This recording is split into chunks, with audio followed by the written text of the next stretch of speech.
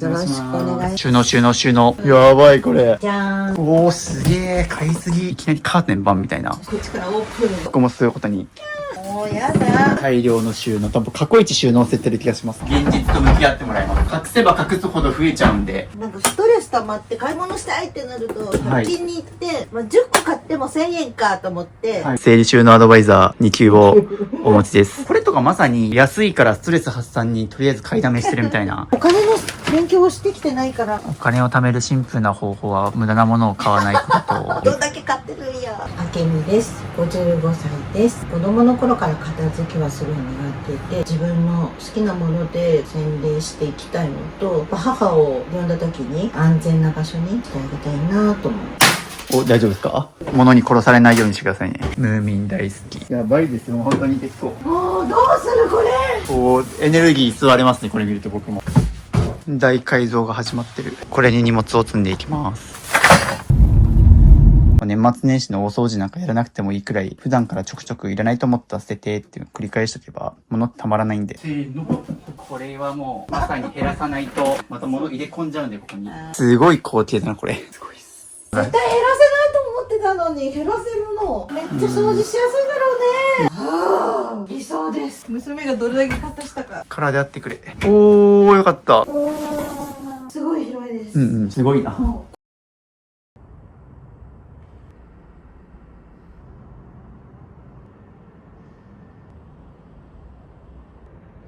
今日も物を減らしていくんですけども、大変です。今回は YouTube 史上一番収納が山盛りだったお家、50代で2人暮らし 2LDK のお家に暮らすあけみさんの家にお邪魔してきました。もう僕のチャンネルでは定番になってきたんですけども、こちらの方も整理収納アドバイザー2級をお持ちの方で、結構僕の過去の YouTube に出てくれた人には収納アドバイザーの資格持ってる人多くて、それは家を片付けたいからこそ整理収納でうまく家をきれいに片付けようっていう、頑張りの表れだとも思うんですけども、故にその物の数を減らさずに整理収納でどんどん隠してしまおうっていうことを積み重ねていった結果、当然家は広くならないので物がどんどん増えてキャパオーバーになってバンみたいな、方がすごい多くてですね、この動画を見てくださってる皆さんも片付けイコール整理収納ってね考えていた人も多いと思うんですけども、やはりそれだとね単純な物の移動と分類をしてるだけだから、やはりいつかはどこかのタイミングでちゃんと物を減らさないといけないっていうのは分かってる人多いと思うんですけども、なのでこの動画は整理収納を頑張ってきたんだけどなかなか家が片付かないよという人にはすごく励みになる動画だと思いますので、ぜひこの動画を見ながら一緒に物を減らしていきましょう。ということで動画に移っていくんですけども、あけみさんはですね、もともと Zoom の相談会に来てくれていた方で、話していくうちにやはり渋さんに家に来てほしいからっていうことでご依頼いただいて今回お邪魔してきました。ということで概要欄の URL から無料の LINE を登録していただくと、 YouTube に出れないけどミニマリスト渋に相談したいって人向けの Zoom の相談会だったりとか、手放すか迷った時の30の質問リストとか、ミニマリスト渋の物が減る50の言葉、スマホが綺麗に片付くアプリアイコン画像150個セットなどを無料で配布しているので、ぜひ概要欄の URL から LINE 登録してみてください。ということで動画本編に移ります。どうぞよろしくお願いします。よろしくお願いします。コーディングすごい興味持っていただいてるっていうことでありがとうございます。こちらこそ。物が多いので、家具も減らしていきたいんですけど、今日も一日渋さんの動画を見たりして、ホラーボックスはなくしたいとか、物を減らしたいから入れ物をなくしたいとか、いろいろ思うのと、もっとここにあった方がいいんじゃないかとか、アドバイスいただければと思います。開けます。じゃん。もうなんかぎゅうぎゅうに入ってるというか、押し入れの使い方がわからなくて、物を入れるときにぐちゃぐちゃになるのを収納ケースで詰め込んだという感じですね。もう子供が小さい時からのものを持ったまま引っ越してきてるので、絵本もあったりとか、思い出のものがあったりとか、買いだめをするし、コストコも行くし、キッチンももう背が高い収納になっちゃってるので、本当にここも減らさなきゃいけないし、なくさなきゃいけないんですけど、この辺ももう食材がいっぱいあったりとか、もう本当に減らさなきゃいけないのはもう重々わかってるんですけど、思いっきり捨てられないという、自分の体調も悪くなってきてて、更年期が始まって、もう体が動かなくなってきて片付けなきゃいけないので、よろしくお願いします。お願いします。ありがとうございます。よろしくお願いします。よろしくお願いします。ということで、早速、はい、玄関ですね。ちょっと、まあ、この辺り。はい、じゃあ、ごちゃしてます。まあ、なんか、必要なものを若干整理した形跡はあるけど、やっぱ上のあたり、ごちゃごちゃしていたりとか、ここですね。これ今、撮影用に実はこうしてるけど、今、入った瞬間実はね、こういう風になってて、いきなりカーテンバンみたいな。そうです。これってなんか、僕だったらもう結構圧迫感感じちゃうから外しちゃうなと思ったんですけど。夏は外してるんですけど、はい。冬は寒くて。ああ、なるほど。ワンちゃん、猫ちゃんがいるからとかでもなく、寒さ対策でやってるって感じなのか。という感じで、今回お邪魔するのは、あきみさんのお家です。よろしくお願いします。よろしくお願いします。早速、まあ、片付ける前のルームツアーをさせていただきます。はい。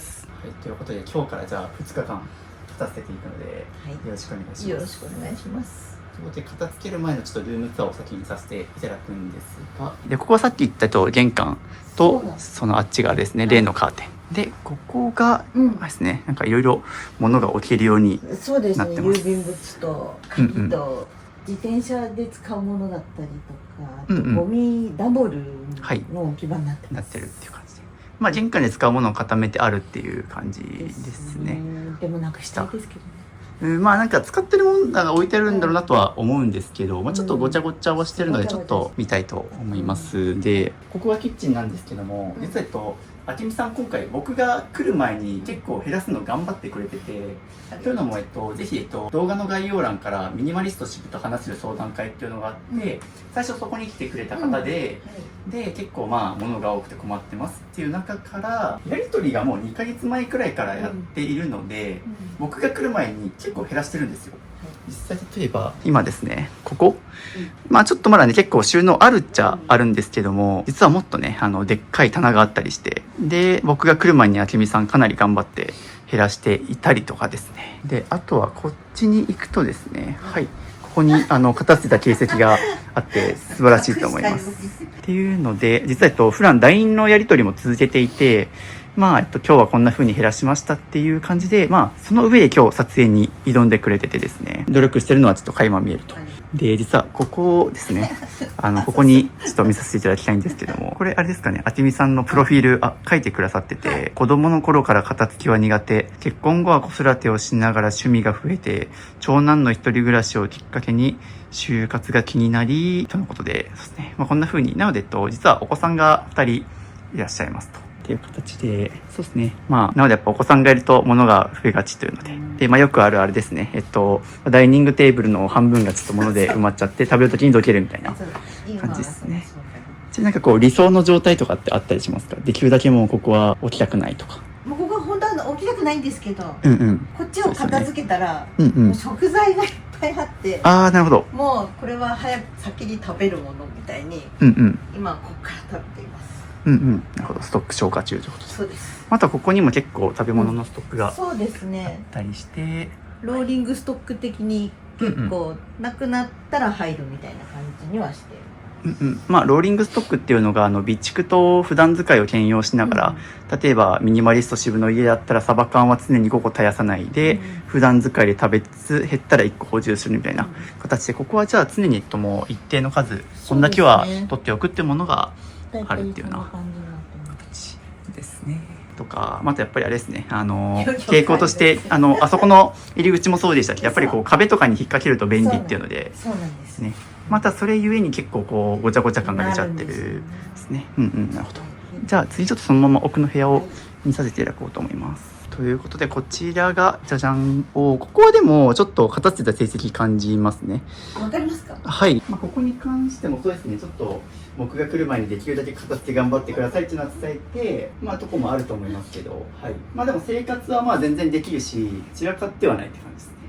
こういう植物があったりして落ち着ける空間だとは思うんですが、なんとかうまいこと整理収納をやっていて空間は作れてるんだけど、やっぱりあの辺りとか見るといっぱい物が集まってるのは見えますし、結構あれですよね。あけみさんあっちのキッチンもそうなんですけど、結構整理収納が好きなのかなっていうのはなんか感じていますが、物が増えるとそうなるんだと思います。そうですね、物が増えて、で、まあ、減らすことをやってこなかったから、うまいこと収納アイテムを使って入れてきてると思うし、そっち、ここ多分結構物がありそうな、開けますか？はい、押し入れが。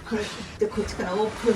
おー。こんな感じで。どうしても押し入れって奥行きがあるから、はい、うまく使えないと思うと、はい、こういうので、はい、四角く詰め込みたくなるっていう。そうですね、もう押し入れは奥まですごいぎゅうぎゅうですけども、いかんせん収納力があるので入れちゃってると。こっちもかな。こっちは今夏はここにエアコンしかないので、はい、寝るためにマットレスが入ってるんですけど、はい、冬になったのでマットレスが向こうに行って、ここが今片付けられなくなったものがなんか入ってたりとかしますね。まあ、ここもなんかうまいこと整理収納はされてますが、これやっぱりちょっとそろそろ減らしていかないともうキャパオーバーになりそうだなっていう状態に今なってます。多分上にもまだいっぱいねあるんで、まあこの部屋って特に収納力が高い物件、押し入れがいっぱいあるんでね。本来であればここを減らせば、まあここにはみ出てるものとかをもうね入れて、この生活スペースをもっと広く使えるはずなので、ね、ここ頑張りましょう。で、続きましてこっちにまだ部屋が2つありまして、まず1つ目が冬になったんでこうなってます。っていうので、ここは寝室だけとクローゼットありますけども、これとお子さんの服かあきみさんの、全部私のあきみさんのですね。仕事着と休みの日に着る服、下も。本当だ。はい、ベッド下収納がありますね。おー、いっぱい。もう夏物と冬物かなと思ってるんですけど。そうですね。はい。いっぱいありますね。いっぱいあります。はい。こっち見ると、ここもそういうことになってますね。本が、書類系ですね。本が好きなので。ぎっしりで。で、ここも、もう、この部屋、要は、きみさんの部屋ですよね。そうです。もともとは、出てった娘の部屋だったんですけど。で、娘がもう戻ってこないみたいな。そうですね。独り立ちされて空いたから、ここはきみさんの部屋になってるということで、特にここ、開けっぱなしになってる分、ドアがここに全部出ちゃってて、これ何ですか？ここにいっぱい。この棚は、これの棚です。これのパーツみたいな。これも一つぐらいになったらいいとは思うんですけど。そうですね。とか、もっと言うと、上とかにちょっとこれね、まあ、物がギュって詰まってる。靴が、ゲット箱がちっちゃいんで。はい。ここに、来ちゃってます。そうですね。まあ結構ごちゃごちゃ感の正体によってやっぱり上下に物があるっていう、やっぱりそうですね。防災の観点でも良くないんですよね。まあ落ちてくるし、でもって言うと、これ取り出すのに背伸びしないといけないから、ね。エネルギー使うしっていうので、まあここもとにかくもう整理収納をしても収まりきらなくて今溢れちゃってるっていうような状態なので、ここも減らしていきます。で、あとですね、やっぱ別の部屋に行くときもやっぱこういう風に収納類があったりするから、これもね、半分には減ったんですけど、減らしたいです。そうですね。で、今、この部屋では2人生活されてるので、まあ、正直2人暮らしの割には多いと思いますね。で、やっぱりそのせいでここの要は廊下の部分が半分しか使えてないから、まあ、ストレスかも。そうですよね。歩きづらいと思うし。で、こっちがお風呂場になってると。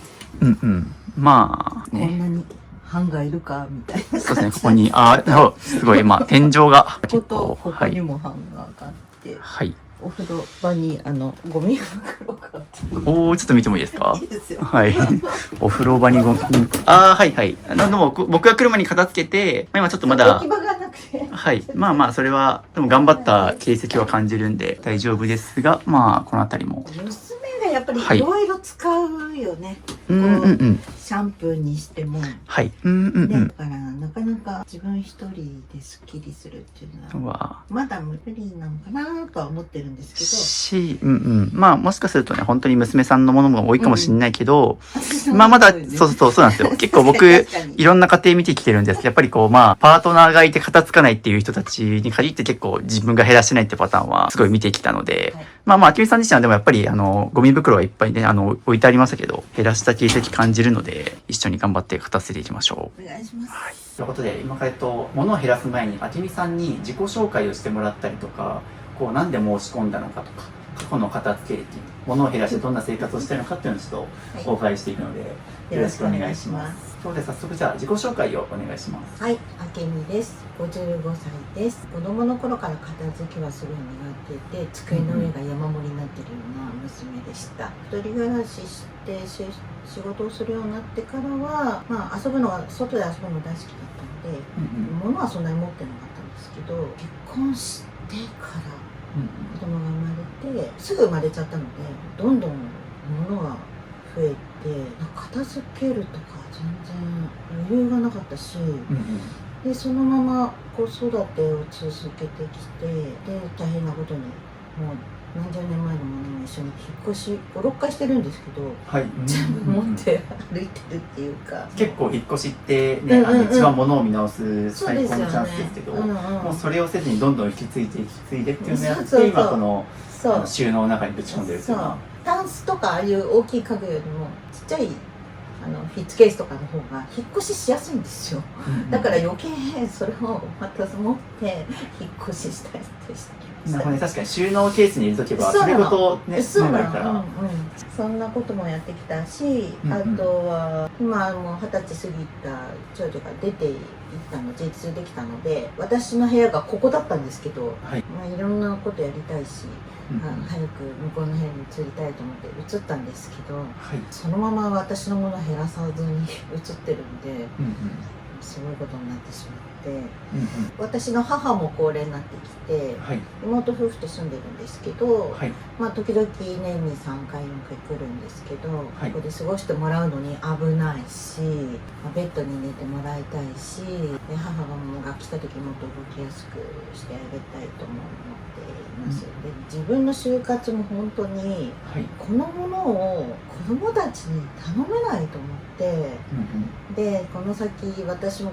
更年期が始まっちゃったりとか、体調が体力が落ちてきたりとか、本当に自信満々だったんですけど、もう本当に今やんなきゃいつやるのっていう感じで、もう本当みーさんとなおさんの確かに、もう動画を繰り返し見ながら、もう分かると思いながら、やってもう本当にやりたいと思って、それで全部お願いしました。ありがとうございます。そうですね、今例に出してくれたピンクの看護師のみーさんとか、なおさん、物がすやなおさんとかも結構年代が近いのですごい参考になったと思いますし、今減らさないとっておっしゃったと思うんですけど、もう本当にその通りで、実は明美さんと僕の父親と同い年なんですけど、実は僕の父親も最近ちょっと脳出血で倒れたりとか、今復活してるんですけど、っていう感じで、もうこの年齢になってくると本当にですと、不謹慎かもしれないけど、本当にね、いつ何が起こるか分かんなかったりしますし、実際やっぱ僕は父親が倒れた時とかはやっぱりもうコミュニケーションがすごい意思疎通が取れなくなったりとかして、後始末に困ったというか、たまたま僕は父親が倒れる前に、倒れる1ヶ月前とかに家に行って、でどの空間は物を減らしていいのかとか、ここは減らさないでほしいみたいなところをあらかじめ聞いておいたりしたので、まだ手をつけられるんですけど、そもそもとしてやっぱり大量のものを残した状態で僕に任せちゃってるわけだから、そこはね、子供に迷惑かけちゃってるっていう状態なんで、ってことが本当に今起こり得る年代なんで。そうなんですよ、本当に切実です。みんな早いって言うんですけど、早くないと思いますよ、全然。いや、もう今からやった方がいいですね。本当にこっから後にすればするほどどんどんもう遅くなるし、なんか就活っておそらくみんな定年とか迎えたタイミングでね、考え始め、多分65歳とかで仕事辞めて落ち着いたタイミングでやろうと思うと思うんですけど、やっぱり僕よく言ってるんですけど、やっぱり物減らすのは若ければ若いほどいいと。それっていうのはやっぱりまず物減らすのってめちゃくちゃ体力も使えますし、いらないって判断すること自体もまずすごいエネルギー使うし、僕よく言ってるサンクコストって言葉を使うんですけど、長年持ち続ければ持つほどその物に対して愛着とか湧くので、もう本当にそう。だから一番良かったのは5、6回引っ越しされてるので、そのタイミングでどんどん減らしていけばよかったんですけど、そういうこと教えてくれる人いなかったんです今このタイミングで気づけて僕をね呼んだ時にもうラッキーというか早いと思うので、要は物ってやっぱ限った時間と年月に、限った時間に比例してどんどん手放しづらくなるので、本当そう、あんなに高かったのにとか。でもそのサンクコストっていう言葉知らなかったのを渋さんに教えてもらって、これサンクコストだよなっと思ったら元取ってるじゃんっていう、うんうんもう十分元取ってるのにうんうんうん持ち続けてることでまた捨てづらくなるっていう、うんうん良くないですよね、いや本そうなんです。だから捨てなっちゃったら分かってるけど、やっそうぱ愛着湧いちゃってるからちょっと手放す気がなかなか出ないっていう当ね。っていう感じで、ちょっと今が一番若いんでうん頑張っていらっしゃいます。はいはい、わかりました。過去の片付け歴をお伺いしたいです。片付けてきてはいるんですけどね、子供がまだ学生時代の時にまあいい加減物もちっちゃい時は服もちっちゃいからそんなに場所取らないんですけど、やっぱり中学生高校生になると部活のジャージとかユニフォームとかってなってくるともう洗濯も大変だったし服もでかくなってくるし本当にタンスに入らなくなってきたりとかするじゃないですか、はい。だから棚買うとかうんうんうんってなって片付けにはすごい興味があるからうんうん。整理収納アドバイザーをこんなねおー学校まで入れて、本当だ。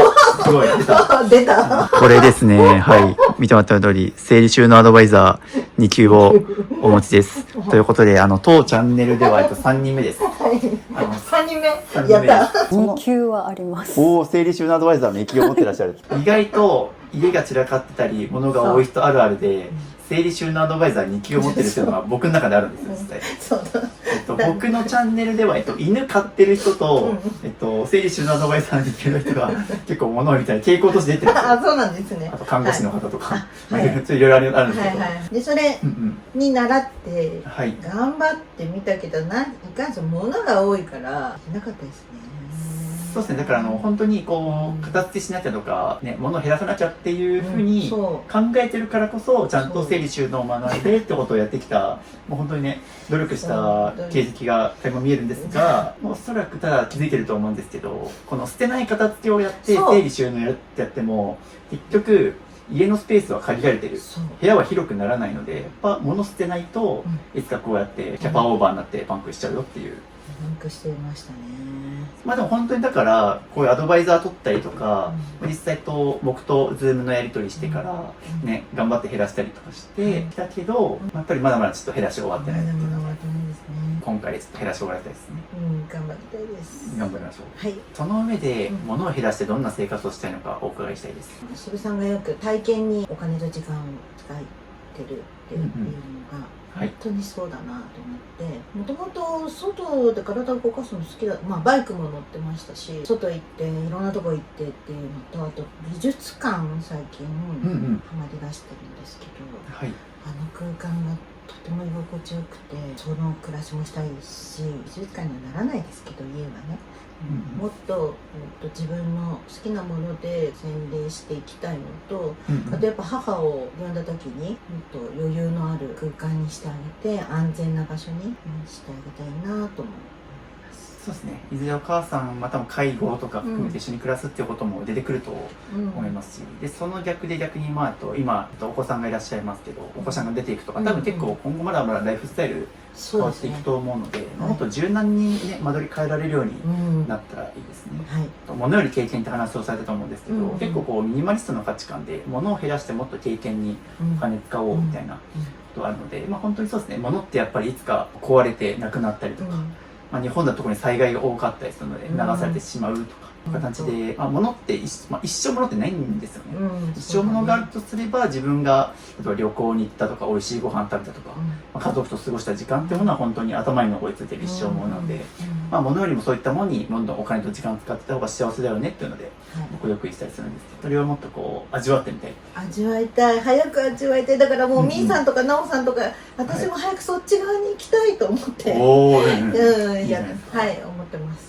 じゃあ一緒にそっち側に行きましょう。お願いします。じゃあ早速片付けていくのでよろしくお願いします。よろしくお願いします。お知らせです。ミニマリスト支部の LINE を追加するとなんと無料で YouTube 未公開の片付け動画やルームツアー動画5本、スマホのホーム画面が綺麗に片付くアプリアイコン画像150個と壁紙セット、物を手放すか迷った時の30の質問リスト、ミニマリスト支部と1対1でズームできる相談会、インテリアの参考になるミニマリスト部屋のリンク集など、他にも計10個の特典を無料プレゼントしています。配布は予告なく終了する可能性があるので受け取りをお早めに、概要欄のリンクか QR コードから登録お待ちしてます。という感じで今から減らしていくんですけど、ゴミ袋ピンクなんですね。初めて見た。本当？はい。今日何枚買いました？すごい。50枚入りを初めて買って、はい。でそこから減らして今、はい。大サイズが50枚。そう50枚入り。僕が住んでる福岡市では50枚入りとかはないんですよ。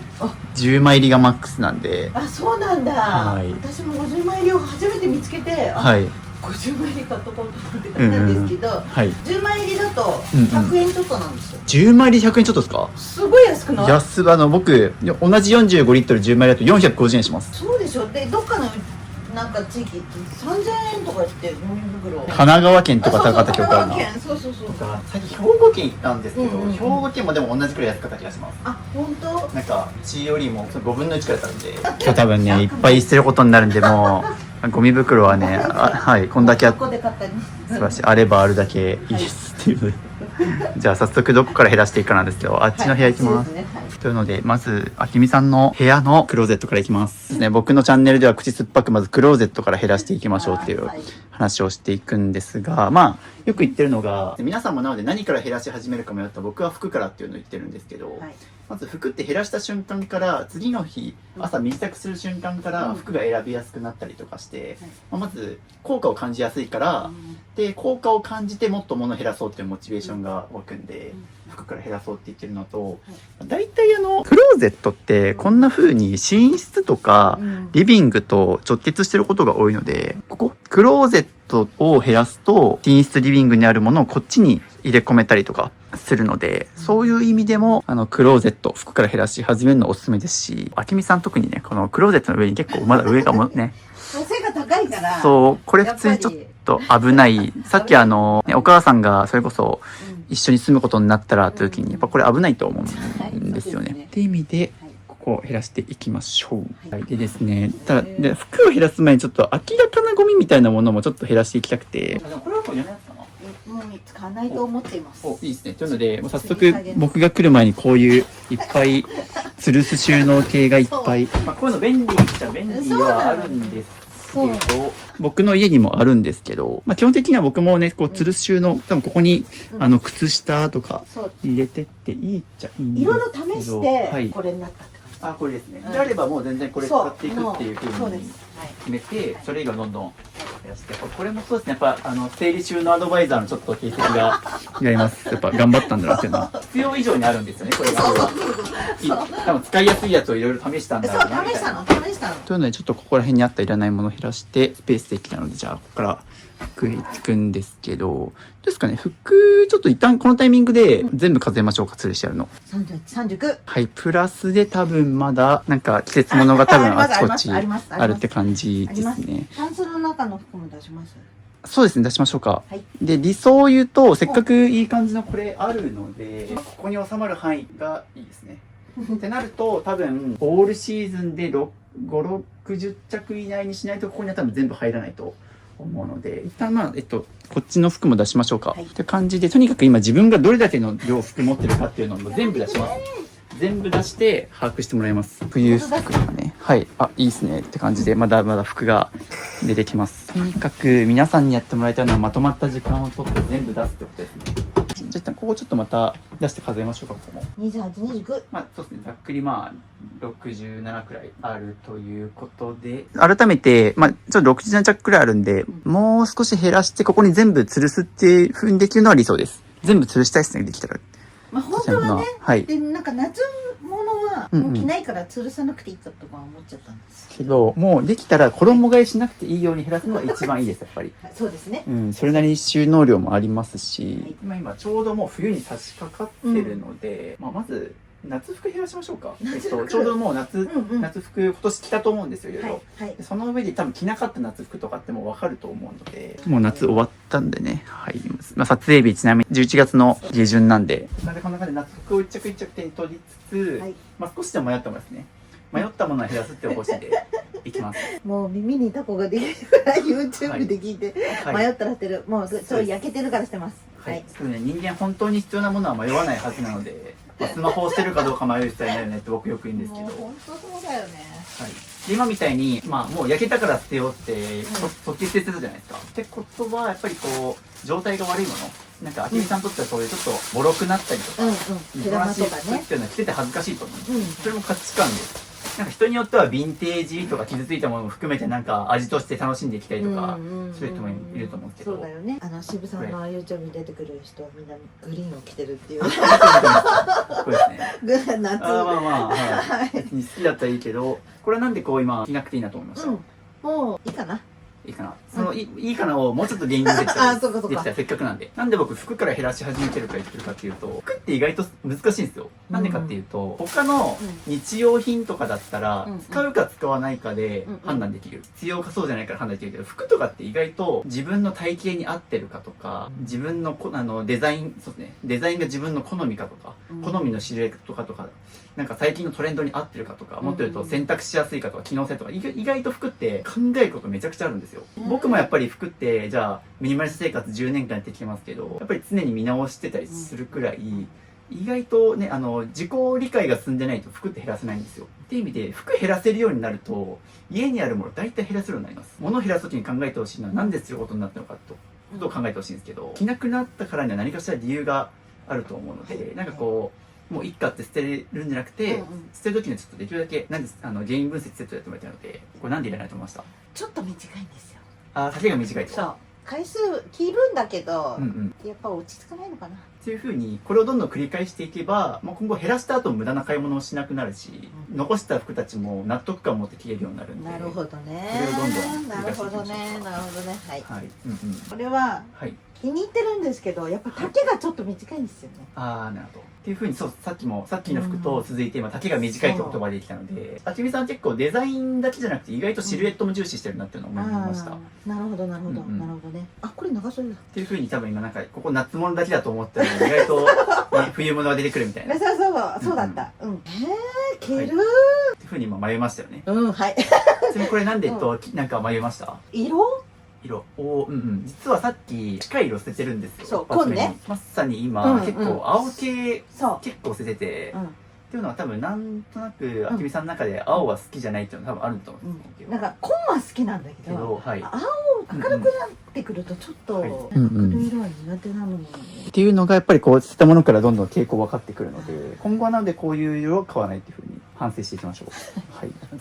これは長いので着ます。で、多分あきみさんにとってはこれは青なんですよね。そう。さっきのはさ、結構なんか似たような色っぽく見えるけど、多分これ他の人からすると同じ青じゃんって見えるかもしれないけど、意外とあきみさんにとってはこの色味っていうのを好きっていうのをちゃんと分かっといた方がいいですね。これもあきみさんの価値観なんで。洗濯すると白いのがつくんですよ。確かにね。ちょっとこれ申し訳ないけど、これ着てたらちょっとなんかだらしない人だなと僕思っちゃうくらい、これちょっと動画で伝わってるかわかんないけど、結構ほこりがすっごいついてるんです、白いやつが。白いものと洗ったつもりなかったんですけど、こんなになったので、手入れが嫌だな。そうですね。っていうふうに、手入れがめんどくさい服も多分着なくなると思う。なんか自分の好きな服も、こういうふうにやっぱパンツとかに畳んで入れちゃうとやっぱシワになっちゃって、自分が大事な服もどんどん傷むの早くなってくるんで、そういう意味でもハンガーが着た方がいいです。これは、ムーミンバレーパーク行くときに、ちょっとコスプレっぽく行くのに着ていくんです。コスプレされるんですか？コスプレはしないんですけど、ムーミンのキャラクターのミーっていう、ズバッと物を言ったり、はっきり判断する、あの感覚が好き。ご自身は結構、割となんですか、優柔不断なんで。そうなんだよ。なんでわかるの？初めて会ったのに。わかりますよ。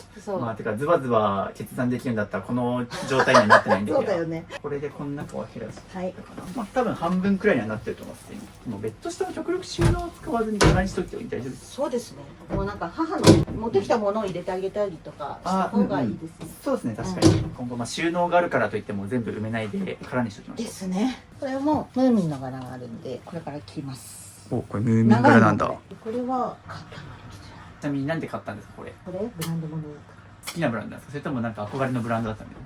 好きなブランドで持ってる服があったので、ここのだったらいいなと思って買ったんですけど、昔これと似たようなの持ってたんで似合うかなと思って試着せず買いました。そう福岡の特徴が試着しないで買うっていうのと、これと例えばリサイクルショップで買ってますけど、ネット通販とかで買う人も結構失敗してる人多くて、服は絶対に着た方がいいです。試着して時間かけても結局またね、なんかさ時間ができた時に服買いたいと思ってたと思って買いに行ったりして、慌てて買うから試着とかしないでさ帰ってきちゃった。とか、そもそもとしてやっぱり服ってやっぱり年を重ねるにつれてやっぱ趣味嗜好も変わってくるので、昔は着てたからって方だと思うんですけど、今の自分の年齢に合ってないなとかね、まあ体型も含めて合ってないとか多分いろいろ違和感感じて着なくなったんだと思います。着なかったね、どんな。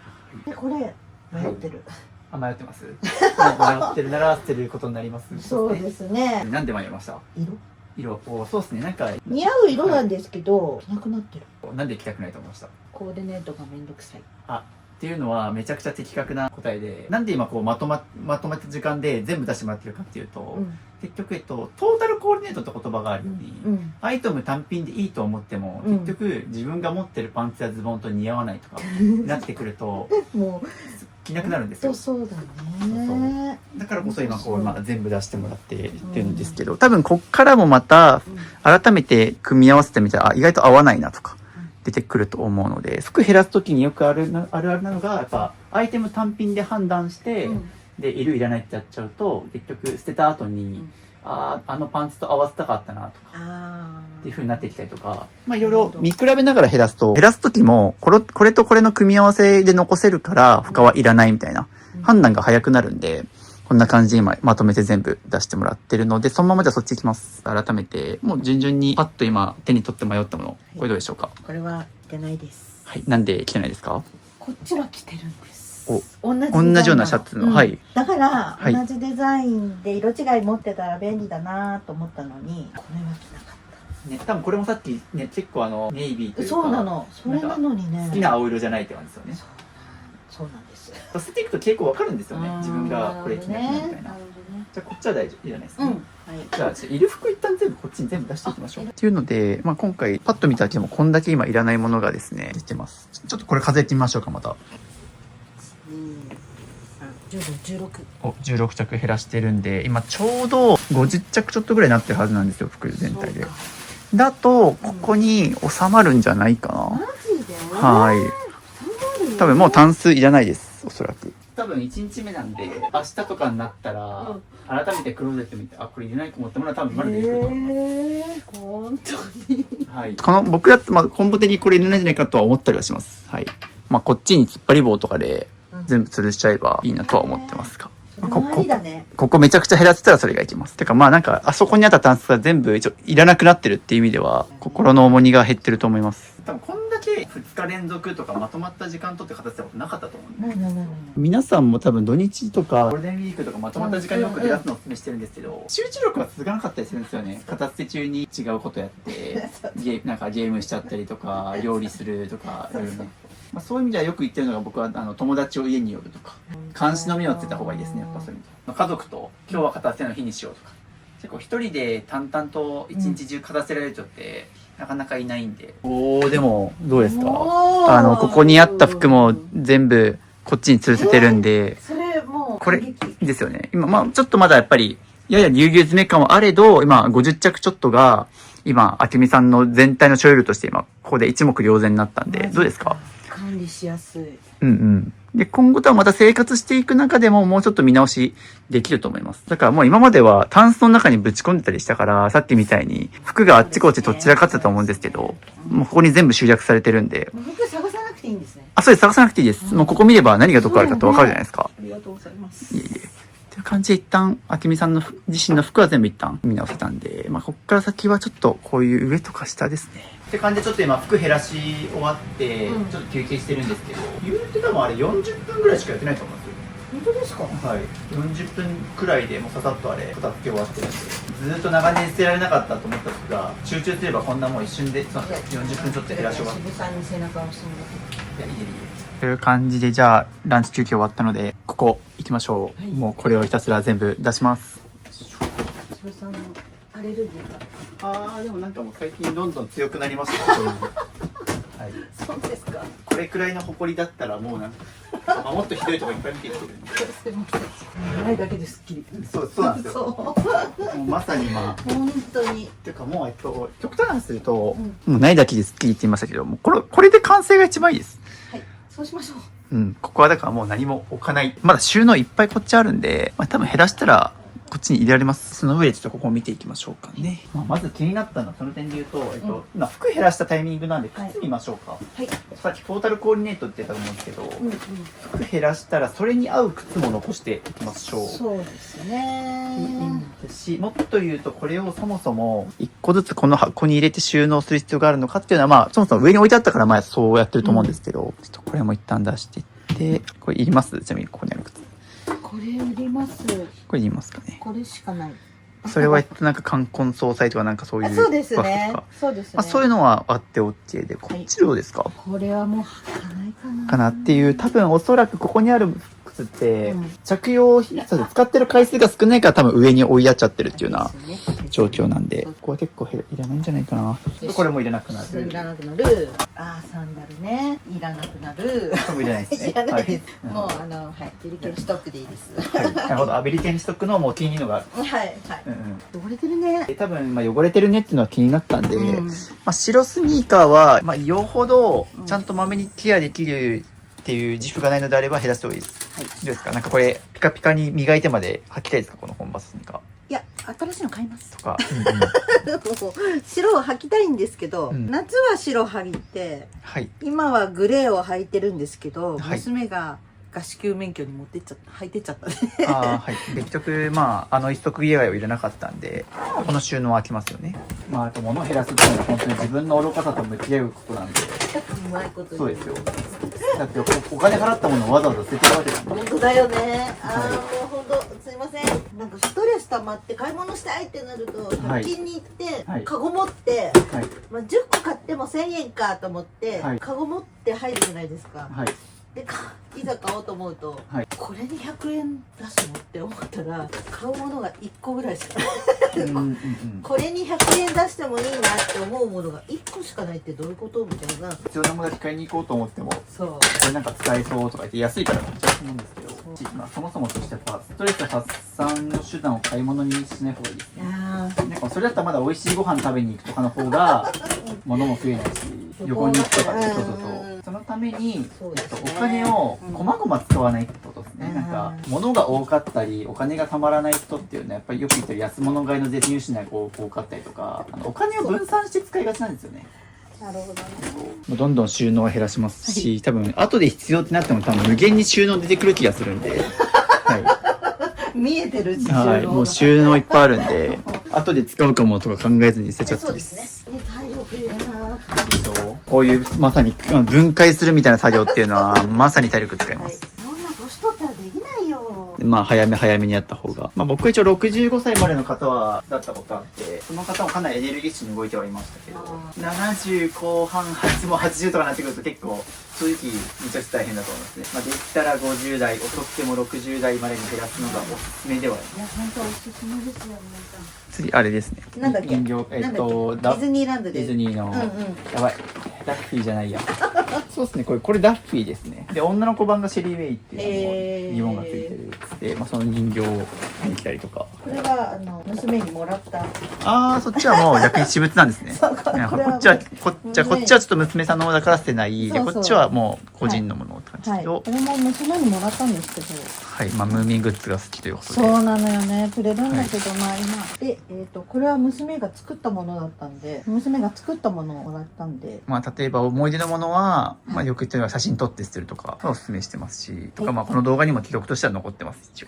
じゃあいいか。はい、じゃあ一応ちゃんと撮っときますね。はいこんな感じで娘さんが大事に手作作ってり。うん。はい。まあもう十分役目を果たしたでしょう。ありがとう。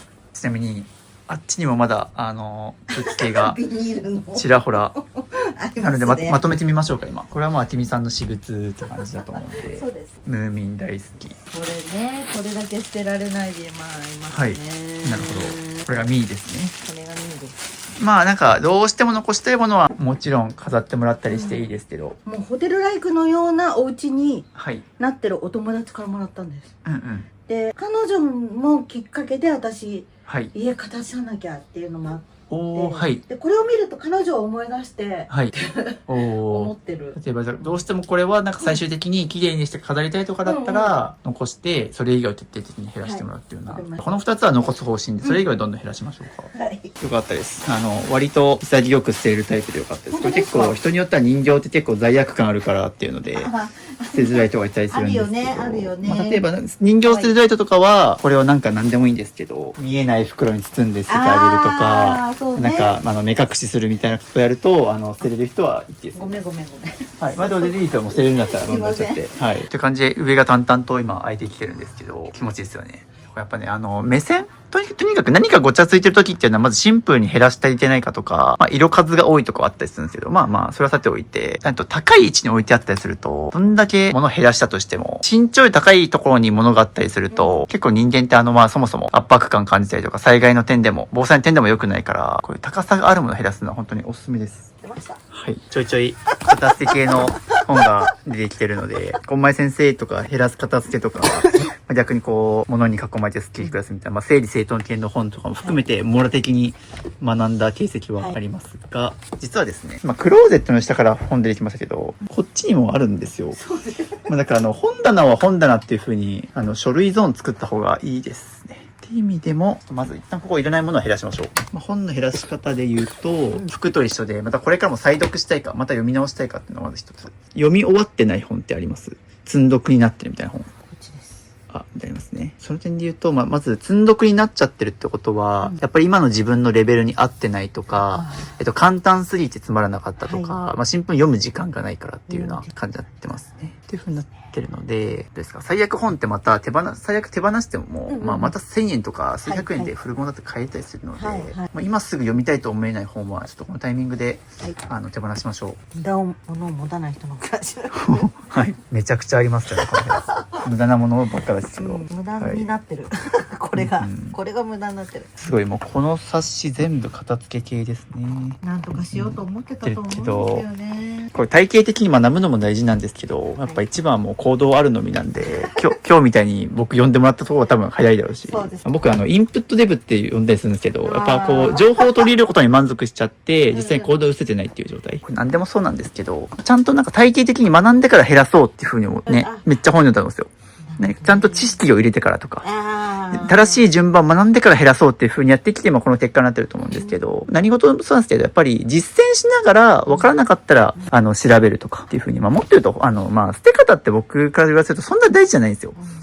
僕だったら服から減らしてとか、順番ありますけど、服、紙の本とかなんか、よく一応順番言ってるけど、別にダイエットと一緒で、消費カロリー以上に食べなければ、基本痩せるのと一緒で、別に服から捨てようが、紙の本から捨てようが、数減らせば、基本的に家って散らからないので、実は整理収納アドバイザー2級学んでた形跡はここから本当に感じられましたが。紙って重いですよね。そうなんですよ。紙ってね、本当に重いんですよ。僕いろんな家で片付けてきましたけど、一番捨てるの何が嫌かって言われたら僕紙の本ですよね。紐で縛ったりとか、持っていくのもそうだし、結構大変だし、細々せて、かけた時間の割にスペースがそんな開かないみたいなもの。なるほど。未使用の、しかも結構いい値段します。3300円でセールになってはいるけど、これは着ないんですか？これ試着した時は履けたんですけど、今履けないです。これちなみに買った理由一つ、やっぱり、うちのチャンネルでよく言ってる、セールで安くつられて買ったからっていう感じだと思いますね。これ仮にじゃあ定価だったら買いたかったですか？この8800円で。いや、多分買わないです。っていう風に、できたら定価でもこれが欲しいかっていうのは考えた方がいいと思います。やっぱね、安いからを理由に買うものっていうのは、やっぱり、長く記念ですることになっちゃうんで、値段気にせず本当に欲しいものであればもう買っちゃっていいし、逆に言うと、セールだからといって買わない方がいいです、今後。安く買えてる自分が賢く感じるとか、人それぞれあるんですけど。これアウトレットで買ったんですよ。僕も元アウトレット店員だったんで、50% オフとかのシール貼る仕事をしてたんですけど、正直悪いけど、この人たちって本当にこれが欲しくて買ってるのかなっていうのはいつも疑問に思ってました。やっぱとりあえずお得なものがないかって、土日週末にみんなで家族でアウトレットポーク来て、で、目当たりして、これいいとか言って買うみたいな。安いから買うみたいな。とか、そう。久しぶりに掃除機かけたって感じですね。その奥はね。続いてこの辺りですね。ここもちょっと一旦全部出しましょう。はい。アイロン台が出てきた。どうですか、アイロン台。アイロンかける服ないのに。アイロン台が奥から出てきましたが、しばらく使った形跡もないですね。だいぶ奥に。てか多分アイロンがけするのめんどくさいタイプですよね。めんどくさいです。嫌いじゃないですけど、めんどくさいです。なんで今後はアイロンがけいらない服を買えばいいし、いらない服ばっかりですよ。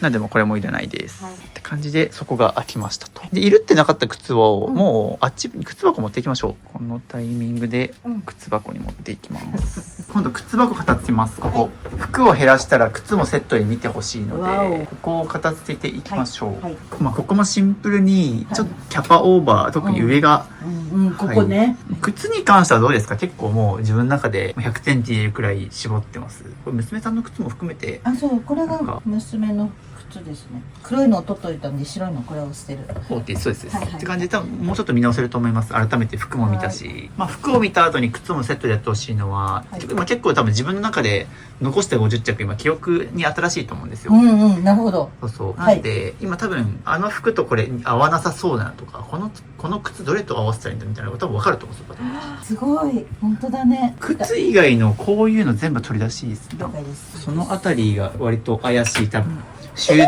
ーズケア用品とか細々したものがあると思うんですが、見たんですか？中身実際見てないけど、まあ大体そこに置いてあるってことは、はい、はい、これもちょっと多分多いんじゃないかな、おそらくっていうふうに思うので。多いです、多いです。これはサンダルです。そうです。でそれも全部出していいし、サンダルも僕から言うと、これに入れる必要なくないと思っちゃう。もうそのまま、まあそうするとなんだろう、コンパクトに圧縮できるとかあるんでしょうけど、こんな感じです。じゃあもうこれを完璧に 100% 自分いる靴ですね。あとこのサンダルが入ってます。はい。一旦これで靴は OK かな。で、あれとかはいらない。白いやつはこのシステム。多分一旦ここにまたさっき言った細々したもの出したので、ちょっとここ見ましょうか。多分ここ怪しい。収納の中にあるものは大体怪しい。もうこれがだからさ、はい、そう防水スプレーと匂い消しとか、これ全部使ってます？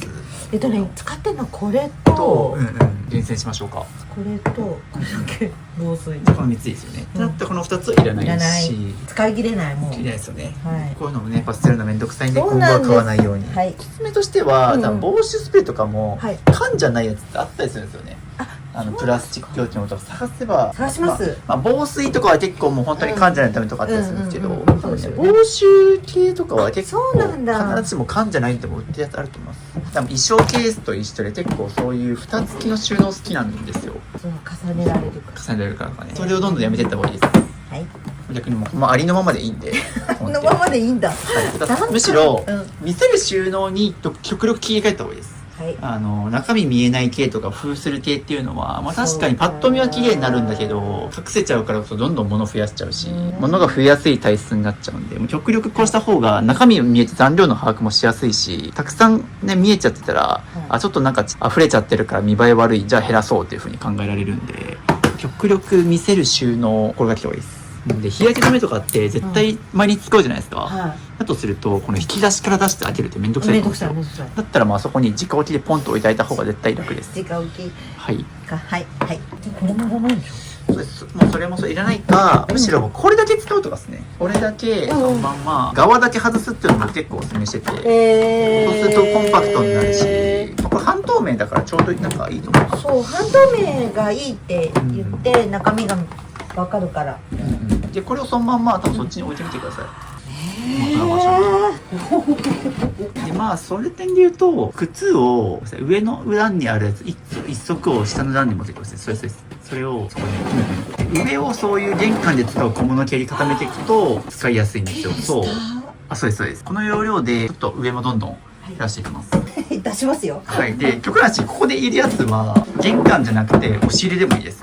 そうなんですよね。押し入れに入んないからこういうことになってるんだよね。きっとね。カセットガスとかここにある必要ないんですよね。まあ防災アイテムとして置いてとしても多分12本全部は入れないとか。そうあるので、本当一旦全部出しましょう。はい。どうですか？もう今初めて多分まっさらにしたと思いますけど、理想はこれです。もう置きたくないですよね。戻したくない。で本当に下のやつで必要なものは、ちょっと靴箱の上の段とかに置いてあげたりと、上がスッキリするんで、それこそ上とかは本当にもうなんかそれこそ置きたくないとか、もう本当に飾りたいものを 1,2 点置いて、とかこのままここら辺も見直しましょう。入った。ですよね。もう本当に使用頻度高いものだけあそこに固めましょう。おそらく多分使うものが全部上の段にまとまったと思うんですよ。これで本当に使用頻度高いものがこれだけですよね。多分あとはね、そんなにここにある必要ないと思うんですよ。だいぶ綺麗になった。であとは多分もう一緒、そうですね、押し入れ散々広いんで、はい。多分これから片付けていったらこれ入ります。はい、すごいちゃんと綺麗に全部入りましたね。でこのタイミングは次ここ見ます。もう玄関このまま終わらせよう。ここもちょっと生活感が出てる原因の一つなので、玄関に絶対に置いとかないといけないものって多分この中で言うと多分鍵とかなんですよね。はい、車の鍵とか確かにこれパッとやっちゃってるから、だとするとあそこに直置きでもいいと思いますね。あ、なるほど。じゃなくて、そうだよね、起きるからね、もうね。あそこも置けるから、はい。いいですかこれ、率直に置きたいですかこれ。これは取りたいです。もう取っちゃいましょうこれ。なんか、はい、外したいっていうのは決まってない。もう外したい気になっちゃってるんですよね。外した上でそこから考えます。考えます。はい、ありがとうございます。さっき311経験されてたのことで、そうなんです。特にこういう傘とか上にあったら普通に危ない。そうなんです。なんかやっぱりこういう引っ掛けたりするものとか収納がいっぱいあるからいろいろ物増えちゃうんですよね。だから本当にこの家収納は本当に押し入れしっかりいっぱいあるので、そうなんですよ。全然十分で2人で暮らすんだところなくても。あ、そんなのおかしいですよね。ちょっと多い。おお。こんな感じでこれも撤去。あら、すっきり。全然広い。声が響いた今。おお、めっちゃ開いた。これはちょっと要検討だけど、これもま外しますよ。あなんか吊るしたいですかここ。いや、もうここまで来たら、外したいと思うならじゃあ取っちゃいましょはい。う。おお。多分これも無印良品のやつですよね。そうです。賃貸に取り付けできるやつをこれも外しちゃおう。ということでここもう更地にしました。めっちゃ広いなここ。おお。まあ個人的にそう、カーテンなんですよね。私もはい取りたいぐらいです。カーテン取りたいです。なんかどうしても寒いとかがある。やっぱそんなに違いますこれやると。全然違います。では、今日取りましょう。一旦ちょっと取ってみましょうか。どうしてもまた真冬になって寒かったらちょっと戻してもらってもいいし、そうそう、まあ、一旦仮にないとどんぐらいスッキリするかという前はこんな感じです。どうですか？ない方がいい。視界がだいぶクリアになると思うんですよね。なんか寒さ対策はなんか違う方法できないかな。まあでも一旦はいもう全部撤廃しました。なんかね、僕結構この家来た瞬間になんかカーテンもあるし、いろいろ工夫してあるし、なんか結構玄関から割と圧迫感を感じたんですけど、まあこれだったら全然来客お客さん来ても何も思わないですね。はい、異常な玄関だったんで。だいぶこれで広々と、これが一番いいと思います。はい。いや良かったですね。もうこれは、まあ確かにこういった思い切りはなかなか自分一人だとできないと思いますね。本当にそう。長年これで生活してきたわけなんで外そうっていう発想にならないと思うし、ね、本当に外そうと思いませんし、声指取る。で、まあ、実際ちょっとその外した分の今あっちになったりしますけど、多分それはもう絶対押し入れ片付ければ余裕で入るんで、着々とこういうショーケースとか見てどんどんいらないものが出てます。続いてはここ行きます。ここを片付けないとこの家は綺麗にならない。まず真っ先にやることいろいろあるんですが、全出ししたいんですが、ちょっと量が量なので先に書類の全出しします。紙系、本系を全部出しましょう。でもう全部出しながらいらないなと思った本はどんどん減らしていきます。ちなみになんか直近次いつ引っ越したいとかってあります？下の子が多分12月から新しい職場なので、そのタイミングで引っ越したいなと思ってたんですけど、物件がなかった。今物件がなかったって言ったのは物が多いからと思うんですよ。これもうちょっと物少なかったらもう少しコンパクトに引っ越すとかっていう選択肢も出てくるから。そうですよ。そうなんですよ。物が多いと家の選択肢が狭まると思ってください。広い家に住むしかなくなるんで、先に紙の本系もろもろ出したんで、いらないもの減らしていきましょうか。紙の本系からいきましょう。先に、契約書類とかまた最後にちょっと後ほどやるんで、まあパッと見たけどこういうのとか含めてなんか情報古そうだなっていう本もちらほらあるんですよ。って感じでもう今この家にある本全部ここに集計させましょうか。多分あっちこっちまた散らかってると思うんで本が。向こうの部屋にもありますよ。ですよね。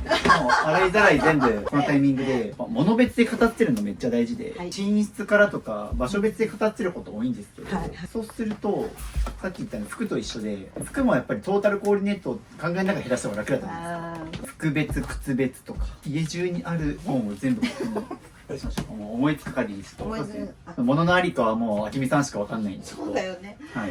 というので、そうですね。多分あっちこっちに紙の本が散ってると思うんですよ。なおさんの本のチョイスもう本当に気の毒、もう本当にわかると思って。ああ、なるほど。全出します。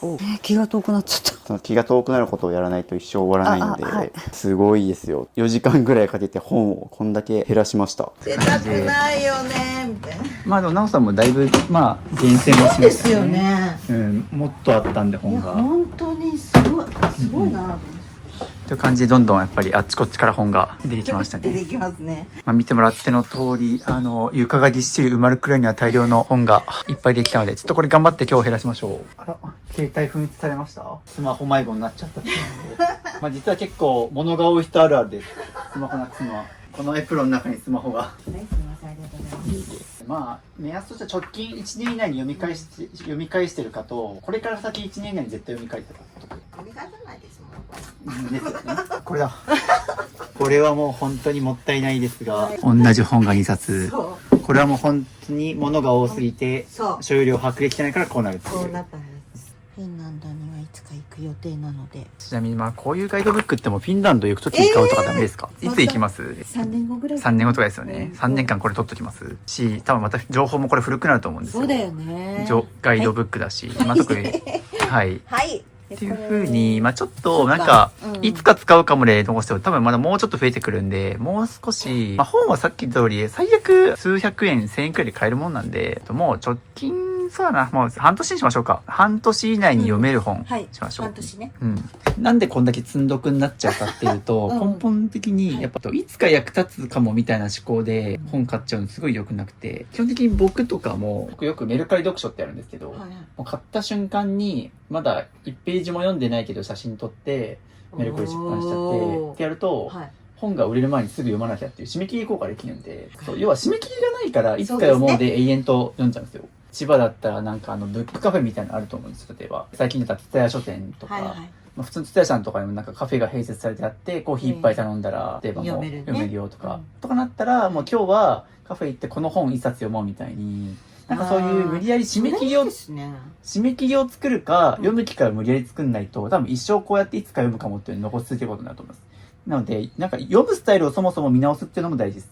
まあ本も極力もう今読みたいものを読む、それ以外はいらないっていうふうに考えた方が、いつか読む本っていうのは多分一生読まないって考えた方がいいです。ちょっとどんどん厳しめにいきましょうか。はい、お願いします。これ取っておきたい本。あ、ゲッターズ飯田さん。ゲッターズ飯田さんです。はい。はい。僕の片付けに出てくる人は結構ゲッターズ飯田さんの気が多いです。就活本が出てきます。本当お金の勉強をしてきてないからあれですよね。お金の貯め方も知らないし、お金の流れも知らないし。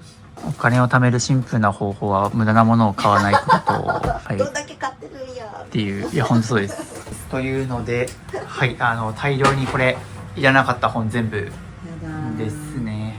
多分結構もう半分か3分の2ぐらい減らしたんじゃないでしょうか。いかがでしょうか。これ見てみて。早く捨てろ。はい、そういうことですね。もうこんだけ押し入れに埋まってたってことなんで、まあまた今後読みたくなったらまた買い直せばいいですし、まあ、当然これちょっともうさすがに言うと結構ゴミに出すと重いし、ちょっと回収まで時間かかるんで、もう近所のブックオフに持ち込みます。それが一番早いんで、これでお金も一部返ってくると思うんで、このお金では今後読みたくなったら買えばいいよって話。そうですね。玄関でこうやって作業できてるのがおかしい。やっぱ片付けする時って結構玄関めっちゃ通るんで、ゴミ出ししたり、粗大ゴミ出したり、玄関から先に片付けて正解だったの。一般的にあそこまで玄関がなんかちょっと歩きづらいとか、なんかカーテンで仕切られててこう、通り抜けしづらい玄関そうそうないんで、はい、あ、いえいえ、まあ、だからこそ先にやっといてよかった。というので、そうですね、昼の12時ぐらいから片付けスタートしてて、まあ4時間半でこんな感じでいらないものがたくさん出てますし、ここだけではなくこっちもいます。すごいことにすごいことになってますね。いっぱい捨ててますが、まあ、まだまだこれからです。夜は長いんで。ごめん、漫画が出てきた。あ、まだできました。じゃん。おお、本当だって感じで。東京リベンジャーズ読みました。読みました。第一冊を全部。おお、ちゃんと読破したんですね。そうそう。すごいハマったんですね。フィギュアも。もう卒業します。なるほど、そうですね。まあ僕も読みましたけど面白かったですね。整理収納アドバイザーなんだと感じたところがここですね。すごいこの微妙なこの出っ張りのところにこういう使い方があると、突っ張り棒で。そう。なるほどね。もう隙間の限界まで使うみたいな。外しましょうか、これ。はい、外しましょう。結構これの積み重ねでこの部屋が出来上がってるんで、基本は全部出して必要なものだけを戻していくっていう作業。これを繰り返していけば物は自然と減ります。まあね、これは結構まとまった時間取んないといけないし、体力も使うんで、後回しにしがちなんですけど、まあ僕の動画見ながらとか、結構僕の動画1本2、3時間とか長いのあるんで。全然長く感じないです。よくーはい YouTube で渋さんがこれ長すぎないかなとかいろいろ言ってるけど、長くないってこっちで言いながら、はい、っていうので、このくらいになりました。はい、ちょっと今雑に一旦置いてますけど、はちみさんの方はまあ一旦この量で収まってるんで、はい、どうですかなんか。これ以上増やしません。そうですね。っていう風にはい、ルール決めていきましょう。はいもうこっから増やすときは、ワンイン、ワンアウトって形で、もう一冊減らしてから買うとか。はい。まあ、もっと言うと、まあ、もうちょっとね、今度、どんどん読んでいって減らせるんだったら、もっと減らしてほしいですね。はい。一旦こんな感じにしておきます。で、紙の本が終わったんですけど、ちょっとこういう契約書類とか、細々とした書類ちょっと見ましょ見なくてもいらないでしょう。っていうものが、契約書類って基本的になんか賃貸の契約書類とか、あと領収書とかっていうぐらいがあれ、そんなに紙で取っておかないといけない書類じゃないです。こういう雑誌とか新聞の切り抜き系、ここは減らせる部分だと思います。結構はい。似てる感じ。もう取説もしてます。はい、説明書はもう僕もこのチャンネル散々言ってるんですけど、今商品の型番調べたらインターネットの説明書がもうダウンロードできるんで紙で取っておく必要はないです。とかよくお勧めしてるのは取説ってアプリもあって、それを使うとアプリ1個に自分の家の家電の処理全部ひとまとめにできたりするんで、とりあえず紙で現物で取っとく必要はないです。入れるとしたら、はい買って1年以内の保険証とかついてる説明書は取っといてもいいんですけど、大体どれもね、保証期限過ぎてると思うし、はい。見なくても多分もう操作もできると思うので。という感じで早速もうですね、この2つ空いてますからね。入ってます。これ空いたら相当広くなりますよ。そうですよこういうね。の。本も当う。これも捨てよう。この大量のダイソーで買ったブックカバー、これもったいないですね。かけようと思ってた。そう。結局買ってめんどくさくてやってないですね。反省しながらしてもらって。まあなので僕から見ると、あきみさんはなんかこう、捨てられないっていうよりははい、たらたら後回しにしてるだけっていう風に見えます。結構僕の YouTube チャンネルで行く、確かに本当に性格的に捨てにくい性格の人もいるんですけど、結構みんなちゃんとまとまった時間取ったら捨てられるってことだから、シンプルに片付けの優先順位がみんな低いだけってことなんですよ。片付けの優先順位ね。はい。さっき言った本を読む優先順位が低いのと一緒で、そうですよね。休みの日に片付けをしようなんて思ってないですもんね。ですよね。けどずっと頭の中では片付けなきゃと思ってるわけで、ずっと頭の片隅に片付けしなきゃと思ったまま、なんかそれこそじゃあ本を読むとか、街に出かけに行くとかしても、なんか集中できなくないですか？そうやるべきことをやってないのに別のことやっちゃってる。終わらせましょう、片付けを。はい。ただ一番面倒くさい紙の本とか終わってくるんで、ここから先は早いとは思います。はい。いるのこんだけでしたね。なんで、はい。何だったのこれは。そう大量にさっきなんか、ここ全部埋まるくらいいろいろ書類あったんですけど、必要だったのこれだけなんですよ。ここでポコンといったら、はい。あら、もうこんだけです。おー、だいぶ片付いてきましたよ、でも。この大量の書類ファイルたちは、丸ごと全部ゴミです。いくら使ったんだ。いや、ほんとそうです。多分収納だけで今日多分もう、1、2万ぐらい捨ててるんじゃないかな。収納もそれなりに値段しますからね。はい。子育てしながら片付けってすごい大変だなって思いますね。そうですね。僕もいろんなご家庭行ってますけど、やっぱり当然、特にお子さん、そうですね、年齢にもよるけど、とにかく子育て世帯が一番物も増えがちですし、減らす、使ってる時間も作りにくいんで、でも子育てしてる人ほど物を減らした方がいいんですよね。そうなんですよね。疲れた。疲れました。いや、疲れますよね。それは5時間ぐらいぶっ通してやってるんで。ありがとうございます。いえいえ。多分このペースでいくと、多分今日夜10時ぐらいまでやると思います。やっぱりか。そうですね。明日はちょっと僕が7時までに帰らないといけないことがあるんですけど、今回行ってみたいです。ぜひ片付けて、そうですね、時間とお金に余裕ができると思うんで、で、あそこの沖縄のラジ人のホテルもマッシュロボッ行こうと思って目標にしてます。ト。そのためには100均と収納を捨てたら旅行に行けると思います。やったー。なんかワクワクします。もう多分来年行ってると思います。おお、いいね。ぜひ来年来るとき教えてください。案内するんで。ありがとうございます。はい。おすすめのラーメンあるんで教えます。ありがとうございます。ピンク色の看護師の兄さんとかは、う実際に家片付けた後に、そうですね、僕の住んでる福岡に来て観光したりしたんで。じゃあ休憩も終わったんで再開しましょうか。いいですね。もうなんか何も言わずに収納を捨てるようになりましたね。ポンポン。本当だ。いいですね。なんか一時服を増やさないために、はいレンタルをやってみたんです。3ヶ月に1回、はい。スタイリストさんがこう提案してくれて、本当だ。それでちょうど残ってる服を買い取ったんです。なるほど。っていうので、ファッションレンタルを試して、こういうのを送ってくれたんですね。これは今あるんですか？遠くはちょうど、しましま、赤い。ああ、さっきありましたよね。ありましたよね。はい、右側にあるやつ。そう。あれですね。あと、このワンピース、あと、スカート。この赤いしましまの、この服はこれなんですけど、これは要はレンタルしてたけど、買い取ったみたいな感じですか？いいですね。お気に入りの服が見つかって。自分に合ったものを知ってくれて、提案してくれるってありがたいなと思って。ああ、よかったです。そう結構人によっては逆に自分で選びたいって人もいれば、そうですよね。ね、なんか逆にもう選んでほしいみたいな人の場合は、ファッションレンタルとか服好きの人は定番のシンプルな服は自分で持っといて、でちょっとこういう柄物とか、普段着ない服をレンタルとかで借りとくと、例えば合わなかったら返せばいいし、でね、着て合うと思えば買い取ればいいんで、ね、ファッションレンタルもいいですね。結構僕のでも友達のミニマリストの人とかでもそういう風に、その自分の定番の服を所有しつつ、ファッションレンタルで遊ぶみたいな人がいたりするんで、なるほどね。いいと思います。なんか500円ってこれよく見るとダイソーのタグついたまま使ってたっていう。これもなんで500円分無駄に収納したっていう2つかな。これも処分。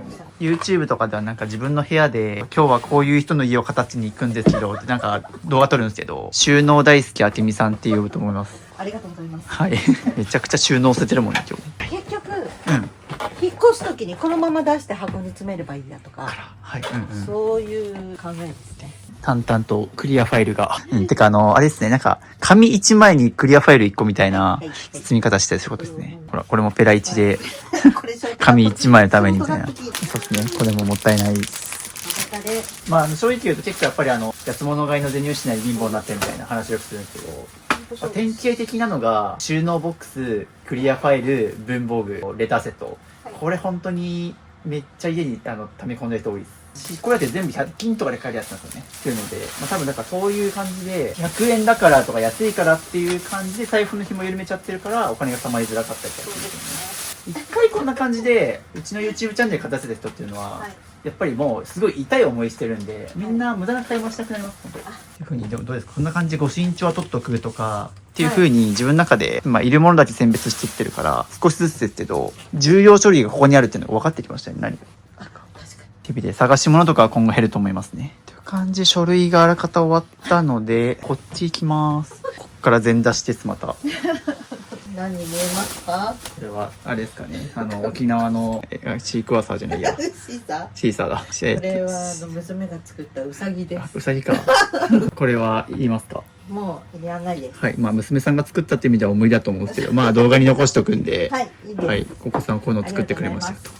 でもお子さんが作ってくれたものってなんか嬉しいですからね。お子さんが描いた絵とか。そう、描いた絵はね、全部写真に撮ってしてました。でもよかったです。そうですね。こんな感じで写真撮ったりとか。そうですね。やっぱ残し続けてるとね、キリないんで。お子さんのある家庭あるあるは、子供が書いた作文とか漢字帳の練習の記録とかが捨てられないっていう人は結構います。これも空箱ですか？はい。だとすると相当スペース無駄遣いしてます。ちょっと中身見てもいいですか？うわ、本当だ。空だ。これめっちゃもったいない。だってあそこ、あんだけ、この2つだってもうデッドスペースになってますもん。というので、着々と今物を減らしてますが、今日1日で全部捨てたものですから、これ。明日の朝にゴミ回収が来るんで、なくなったりとか、これも明日ゴミ処理場持っていくんで、明日の朝にはなくなりますが、今日1日でこんだけ捨ててます。こんだけ部屋が広くなったってことですからね。そういうことか。はい、頑張りましょう。はい、頑張ります。って感じで、どんどん飽きていきましょう。カバン？そう、カバン少ないなと思ったんですけど。本当ですか？そう、ここにあったんですね、それは要は。そう、なんか服は結構見たけど、カバンどこにあるんだろうと思いながら。でもそもそもとして、もう多分ここにぎゅうぎゅう詰めにする時点でいらないカバンの可能性は高いと思います。何がやってこれ、セーターとかが引っかかるのが嫌なんですよ。っていう風に不満を漏らしてる人はもう減らしましょう。絶対使わなくなります。現にここに打ち込んであったんで。はい、これを今年買いました。これ無印良品のあれだ。わかります？某マルジェラと似てるっていうカバンの。もう某マルジェラって全部言ってるけど。でも、気軽に使えて軽いし、買い物バッグなくてもこれに大体買ったものが入るんで。じゃあこれは、という感じでこれも空になりまして、ここにあったカバンから残したのって倍以上、8個とか多分今捨てましたね、あそこのやつ。やばいですよ、本当に結構。ここもちょっと後で整理しましょうか。もう足の踏み場ないみたいな。てか今んとこあんだけ語ってて必要だったのってこのキャンプ道具セットだけなんで、だからここが開いたらあそこにあるものとかも入れ込めるし、まあ多分ここも大前提入れないものいっぱいあると思うんですけど、少なくともここに床置きする必要なくなると。そうですね。そしたらベッドこの向きじゃなくてもいいしね。僕実はベッドこれはい、隅っこら辺に寄せたりとかも考えてます、実際。ようやくでもちょっとなんか進んだ感じしてきましたね、これやっぱここが開くと。すごく進んだ感じしてます、私の中では。なんだこれ、俺もやばいし、わからんこれ。SD カードみたいなでっかいの出てきた。16メガバイトって。多分今で言うと iPhone の写真1枚ぐらいしか保存できんみたいな容量ですよ、マジで。何を言ってるか。今日、片付き6時間目にして初めてくしゃみが出ました。すいません。もうやだ。大量の収納。多分過去一収納せてる気がします。おー、すごい、これ。時代感じますね。おー、ガラケーが。時代が。こういうのは、おすすめの手放し方で言うと、小型家電リサイクルボックスみたいなものが、例えば、役所にあったりとか、近所のスーパーの入り口にあったりもするし、ヤマダ電機とかエディオンとかにも、一部店舗でこういうの回収してくれるボックスがあるんで、はい、もうそこにポーンと放り投げちゃうのがいいです。そうですね。もうこれを充電してデータをどうのこうのっていうのとかはもうしなくていいですね。このレベルだともうそんな大した情報も入ってないですんで。はい、もう写真ぐらいです。はい。ちなみにちょっと宣伝になるんですけど、はい、最近なんかそういうなんかガラケーの捨て方がわからないとか、スプレー缶の捨て方がわからないとか、北海道の捨て方がわからないとか、保冷剤の捨て方わかります？知らないです。とかっていうのを皆さん意外と捨て方わからないっていう人が多かったので、なんか捨て方ガイドブックっていうので、なんか35種類のアイテムを僕がまとめて、ガラケーだったらさっき言った小型家電リサイクルボックス持っていこうとか、三大経営のショップに持っていこうみたいな、物別の捨て方を僕まとめたガイドブック作ったんで、概要欄の LINE 登録してもらうとこれ無料で配布してるんで、ぜひ。これ後でちょっと見せます。ありがとうございます。それ溜まっちゃってんですよね。そう。要はみんな、捨てる勇気が出ないっていうのもそうなんですけど、捨て方がわからないからめんどくさい。じゃあ後回しってやっぱすごくて。本当そうだと思います。ちょっと来たのなんかこれぐらいしかない。そうです。で、結構もうこの段階に入ってくると、捨てるもの選ぶってよりは、もう必要なものだけ出して、それ以外捨てるっていう。そうだね。捨てるものにこう向けてると結構キリないんで、ここはじゃあもう丸ごと。そうですね。すごい。っていう風に。この捨て方が一番早いです。もう必要なものだけ取り出してそれ以外は全部捨てる。疲れるでしょう。疲れます。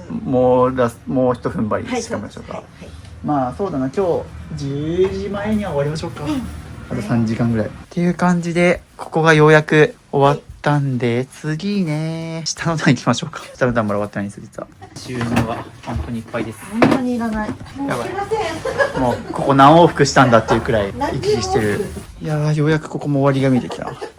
今日一日でここの部屋はちょっと終わらしたい。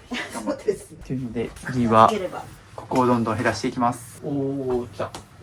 空箱取ってある。なるほど。ほら。ムーミンの。やめなさいっていうか。マグカップとかなんかそういう系の。そうですね。いります。これ箱が可愛くて捨てられないみたいな。そうなんです。これいりますか？捨てます。はい。なので、まあ一応今動画にも映ってるんで、そうですね。こういうものが買ったっていう記録が残ってます。すごい。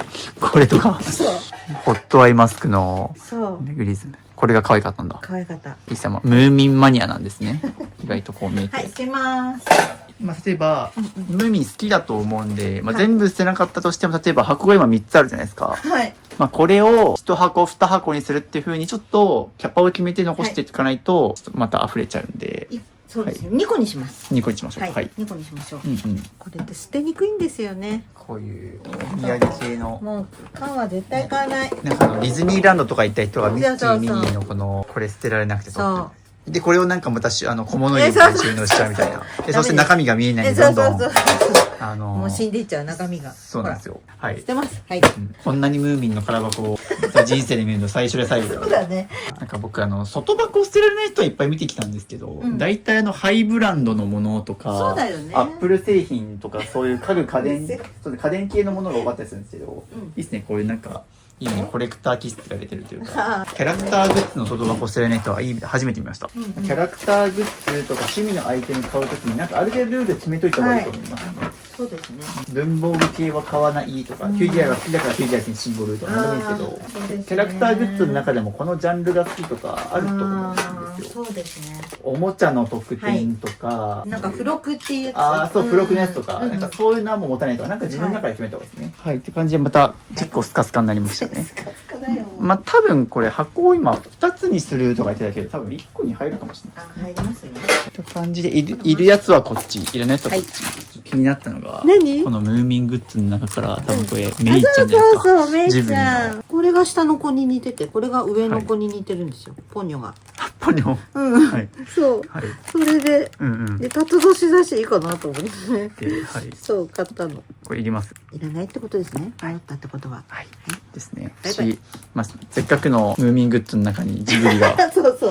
埋まり入れちゃう。そうなの。なので、どんどん減らしていきます。ありがとうございます。はい。っていう感じで、全部捨て終わりまして、3箱あったけど、1箱半分で済んだんでよかったですね。ありがとうございます。はい。っていう感じで、今後はなので、ムーミングッズ買ってもいいけど、もうこの箱の範囲に収まるようにしましょうかね。はい今後ありました。なんだ、2箱ぐらいなんかと思ったの。けどね、なんか最初2箱にしようとしたけど、全然、むしろ1箱でも余ってるみたいな感じなのでありが、とうございます。はい。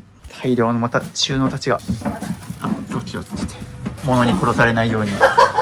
もう、どうするこれ。いやー、これ結構俺もさすがに、こう、エネルギー吸われますね、これ見ると僕も。もうすぐ。この量。このケース。やばい、これ。当チャンネルあるあるの大量の紙袋たちがはい。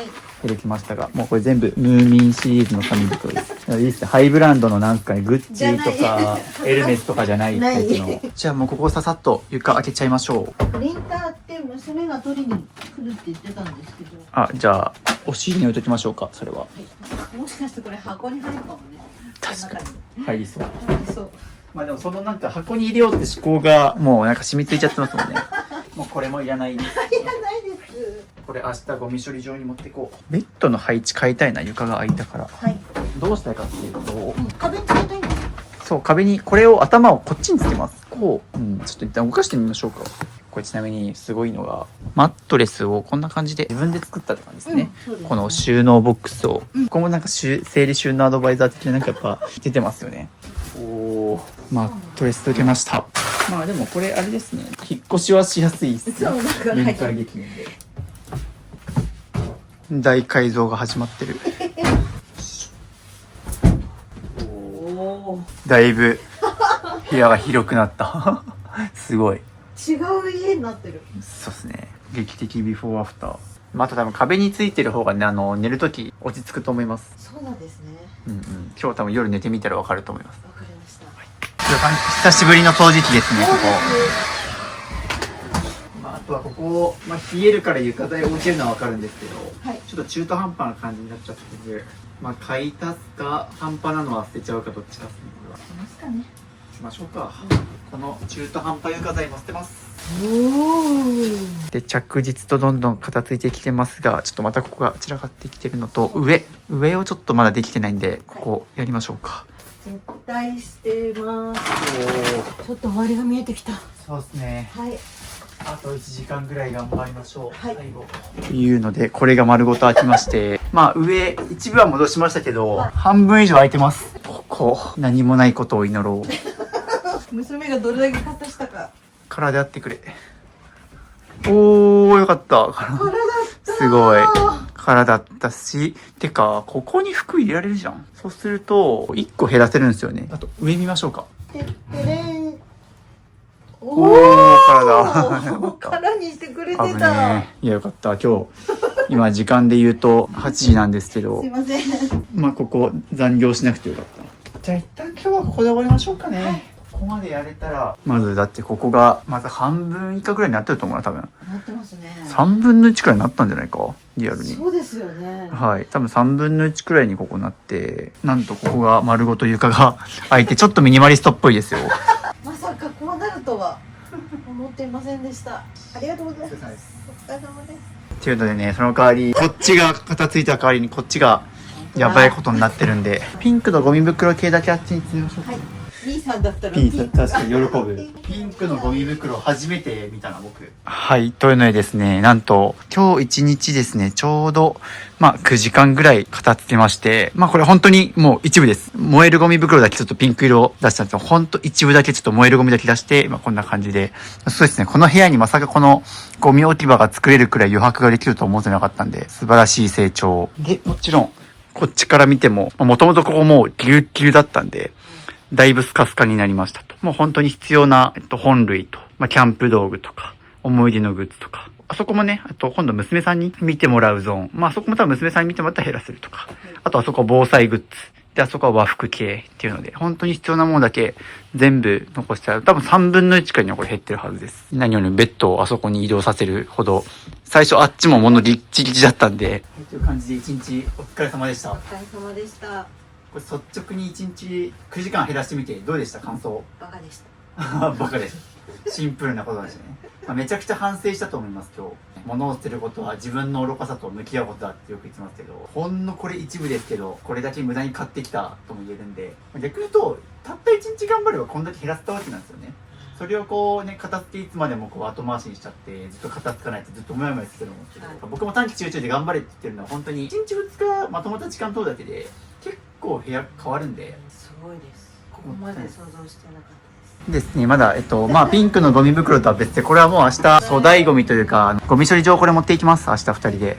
とにかくピンクのゴミ袋なんてはもう本当にあれ一部で、ここがむしろね、頑張ったところ、もう大量の収納たち、こことかすごいですね。収納、ここも大量の収納がありますが、こんなに1日で収納って言ったのは僕も初めてです。というので。明日もあります。明日もあります。はい。まだここ終わってないんでね。そうです。ここもまだ大量にショーケースあるんで、はい、ちょっと今日一日はこれ生活できないかな。これ早くね、ゴミ処理場持って行きたいですね。うん、早くスッキリしたい。そう。わかる。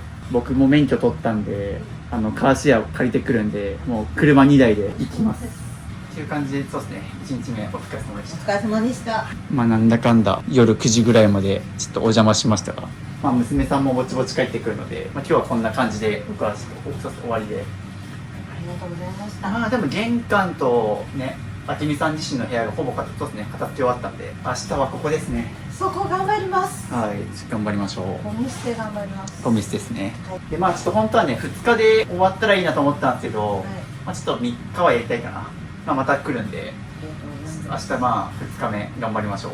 はい、頑張ります。ではちょっとおやすみなさい。おやすみなさい。はい、おはようございますということで、今からカーシェアを借りてお家に向かいます。2日目の片付けです。今回借りるのはフリードですね。車高がでかいんで荷物いっぱい詰めそうということで早速借ります。はい、これで開きました。タイムズのカーシェア、カードなくてもですね、スマホアプリでこんな感じで解錠、施錠できるんで、よく便利で使ってます。よいしょ。はい。乗るで。はい、ということでめちゃくちゃ広くなりました。これに荷物を積んでいきます。よろしくお願いします。おはようございます。おはようございます。玄関広いですね。広くなりました。ということで、これらをどんどん積んでいきます。ということで、僕が借りてきたカーシェアの車と、明美さんの車でもう2台体制で、2台で行った方がね、往復分の時間が、削減できるんで、多分ね、1時間ぐらい時短できるんですよね、これで2台あったら。これを頑張って積んで運びます。どうですか？結構スッキリしたんじゃ、おー、すごい。部屋が明るくなってる。ゴミがないとこんだけ広いんですね。暑い。結構今日寒いんですけど、朝方。荷物の積み下ろしで暑い。そうですね。娘さん僕が帰った後に昨日帰ってきて、どうでした反応？びっくりしてました。渋さんすごい。嬉しいです。服を3袋出してくれました。娘さんが？はい。嬉しい、めっちゃ。自分の部屋から靴と服を、カバン出してくれました。あれ空いた分ってそういうことですか？1個。そうです。なんかあそこ1個スペースできるなと思ったら、すごい、娘さんが影響してくれてるっていうので、やっぱね、家族がこんだけ減らすとね、影響されますよね、みんな。本当思うわ。やっぱり明美さんの頑張りが伝わってるんだと思います。じゃあすみません、僕後ろをつけていくので、ちょっとよろしくお願いします。よろしくお願いします。安全運転で。そうですね、安全運転で行きましょう。という感じで明美さんの車を追ってるんですけども、いやでもなんか車免許取ってよかった。本当に散々言ってるんですけど、僕車の免許を取らないって本にも書いたくらいですね。田舎生活をするとか、必要なるまで取りませんって堅くなに言ってたし、本当にいらないなとは思ってたんですけど。これマリオカートマジでうまいんで。ゲーセンのマリカーもうまいから、ハンドルあるわね。俺マリオカート運転できるから。いや、何言ってんだよ、こいつ。この片付け企画を始めてですね、こんな感じで大量のものを捨てる機会も増えて、粗大ゴミ場に持っていくことが増えたんでね、明美さんの後ろを追っております。探偵みたい。ちなみに僕が使ってるのはタイムズカーシェアなんですけど、基本的には15分220円でガソリン代付き。で、僕が借りてるこのフリードっていう車はちょっと特殊なモデル、15分330円料金が高いモデルなんですよね。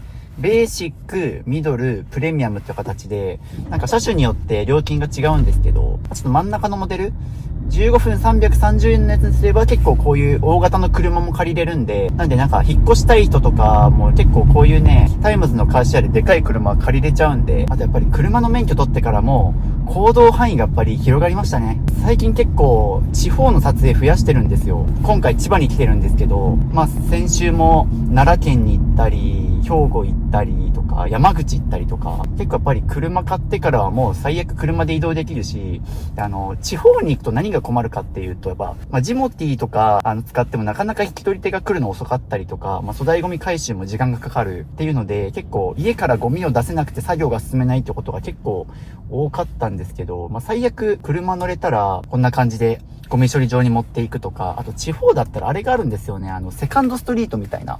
セカンドストリートとかの、リサイクルショップの大型店が多いから、それこそ家具を引き取ってくれますとか、収納ケース引き取ってくれますみたいなリサイクルショップで結構地方に多くて。っていうやつも使えたりするので、地方の物減らしコーチングをすごい積極的に受けるようになりました、最近は。車取ってから。そういう意味で行動範囲広がりましたね。いやーでも思いました。僕免許取るのに結局37万円ぐらいかかったんですよね。基本料金が32万円と、で、あともう早く取りたかったんで、スピードプランっていう形で、なんか優先的に予約を取ってくれるプランがあって、で、それがプラス3、4万円ぐらいかかって、行く時に手数料がかかったりとかして、多分37万円ぐらいトータル払ってるんで、いや免許取るのお金かかるなと思って、僕29歳にして初めて免許取ったんで、高えと思いました。だってみんなそれを当たり前のようになんか高校卒業したタイミングとかで親にお金払ってもらって免許取ってて、みんなの親はお金持ってんだなとか思いつつ、うちは自己破産してるんでそんな免許代とか出してもらえるわけもなく、でね、合宿行っても20万円ぐらいするしなとか、僕なんかはもう今まで福岡とか東京とか、基本都会に生活してたんで、車の必要のない場所に住むっていうのを心がけたんで、そもそも街と一緒に暮らすってことをすれば、公共機関とかでこと足りるし、僕が住んでる福岡だったら、タクシーとか、それこそ赤い自転車のチャリチャリっていうのがあって、自転車もシェアできたりとか、電動キックボールとか、もろもろ、わざわざ車ね、持たなくてもいい場所に住んでたので、必要性感じてなかったんですけど、いやー、でもまさか1年前までは免許取るなんて思ってもなかったんで、自分でもびっくりしてます。ということで、ゴミ処理場に着きました。有料ですって書いてあるんですが、10キロで198円みたいです。はい、という感じで、空になりました。ゴミも捨てて、カーシェアの返却時間になったので、返します。またのご利用をお待ちしております。はい。で、返却手続きをして、はい、ガチャンって言ったんで、これで返却完了。お疲れ様でした。ありがとうございます。初めて2台で粗大ゴミ運んだんで、新鮮な気分でした。いや、でもおかげさまで1往復です。なんで。ありがとうございます。はい、っていう感じでゴミ出し終わって戻ってきましたが、おー、広い。いかがですか？気持ちがいいです。気持ちがいいですね。あとそうですね、ここも物がなくなってるので、でもこれ終わりじゃないんでね。ここ綺麗にした分、次、ここが待ってるので、ちょっと頑張りましょ頑張ります。う。でね、一応ね、こことかも片付けたいんですけど、こっちを片付ければそっちを入れられるから、やっぱここ行きます。はい。って感じでここ行きましょうか。開けましょう。オープン。じゃーん。わー、入ってる。いっぱい。いやー、しかもあっちの部屋よりなんかボリュームが、もう衣装ケース隙間なくシンデレラフィットでバンバンバンって詰めちゃってるんで、出しましょうか。はい。一旦ちょっとこの扉出します。おー、全部開けるとこんな感じ。ちょっととにかくあっちも含めて全部開けます。現実と向き合ってもらいます。さあ、やっぱ隠せば隠すほど増えちゃうんで、これは大変なことになってます。というので、ここもやることは一緒です。じゃあ右から順々に全部出しましょうか。よいしょ。じゃあこれをまた一個一個出して捨てていきます。さすが整理収納アドバイザー2級ということで、こういうとこにキッチン消耗品とかトイレ用とか、あとここはシャンプーとか、物ごとに整理はされてあるんですけども、これは何用品ですか？これは、はい、ティッシュとか。っていうと、やっぱりそもそもポケットティッシュがそもそもこんなにいらないよねっていうような、っていうふうに、もったいないんですけど、ちょっと減らしていきましょうか。この1セットあればもう絶対いらないですので、しばらく。これ使い切るのにどんぐらいかかります？ちなみに。ぐらいかかってるかな。もう2人が花粉症で、もう1日1個使うみたいなレベルでも使ったとかじゃないですよね。じゃないです。これとかまさに、安いからストレス発散にとりあえず買いだめしてるみたいな典型だと思うので、まあ結構未使用品もあったりするんですけど、そうですね。未使用品も含めて捨てていかないともうこれ2つないんで、確かに必要になったら買うってことさえやればこうはならないはずなんですよ。まあ例えばこれ防災関連だとしても、この家にある備蓄家族2人が今何日分生きれる分ストックしてるとかってなんか意識してます？今は2人になったんで2人分です。2人分で、で何日分あります？とりあえず1週間。1週間であれば、じゃあ1週間分以上は減らせるはずなんですよ。ああ、なるっていうなと、こういう感じで半分になりましたね。これを淡々と繰り返していく。あっち持ってきます。はい。って感じで早速1個開きました。っていう感じでなんか防災キットみたいなのがあるんですけど、これ昨日あっちの部屋に防災道具一式まとめてましたよね。防災多分ここにもここにもあ、そうなんですよ。っていうので、防災ちょっとひとまとめにしましょうかなと。これも一旦あっち置いときます。って感じでもう現時点で半分になったんで、これを淡々と繰り返していけば減るはずです。これは下はいるやつで、これはいらないです。あ、これはもう丸ごといらないですかね。はい、いらない感じです。これはちなみに何が入ってました？フィールド。あ、フェルト生地ですね。やばい、俺、中学の家庭科以来フェルト生地を触ったかもしれない。さっき昨日片付けた時もミシンになりましたけど、そういうの好きなんですね。そうですね。子供生まれてからパジャマ縫ったり、洋服縫ったり、はいバッグも縫うし、すごいそれは楽しかったんで良かったんですけど。まあもうお子さんの年齢的にもそういうのはしなくなったと思うんで。そうですね。もう自分たちでできるようになったって、作ってあげることはないですね。こんな感じで、じゃあ、これが1個丸ごと開いたので、これも入れるやつ。これほぼ捨てる。ああ、でもほぼ入れないんだ。捨てる。まあ、ほぼ100均のこまごました、壁に引っ掛ける系。そうです。でももう壁に引っ掛けることはないんで、はい、そうですね。これがまた丸ごと1個開きましたと。ここで100均で買った分だけでも多分2、3000円分ぐらいありそう。ありますよ。あるある。だから大丈夫です。取れ高しかないっす。今回の動画多分2、3時間になってると思うんですよ。おお。何気なく今できたけど、大量の出品伝票が買いすぎでしょ。なんか、すごいよ。行った時に10冊ぐらいで100円で売ってて。それで安いから使っちゃったんだ。そうで、半分しか使えませんでした。はい。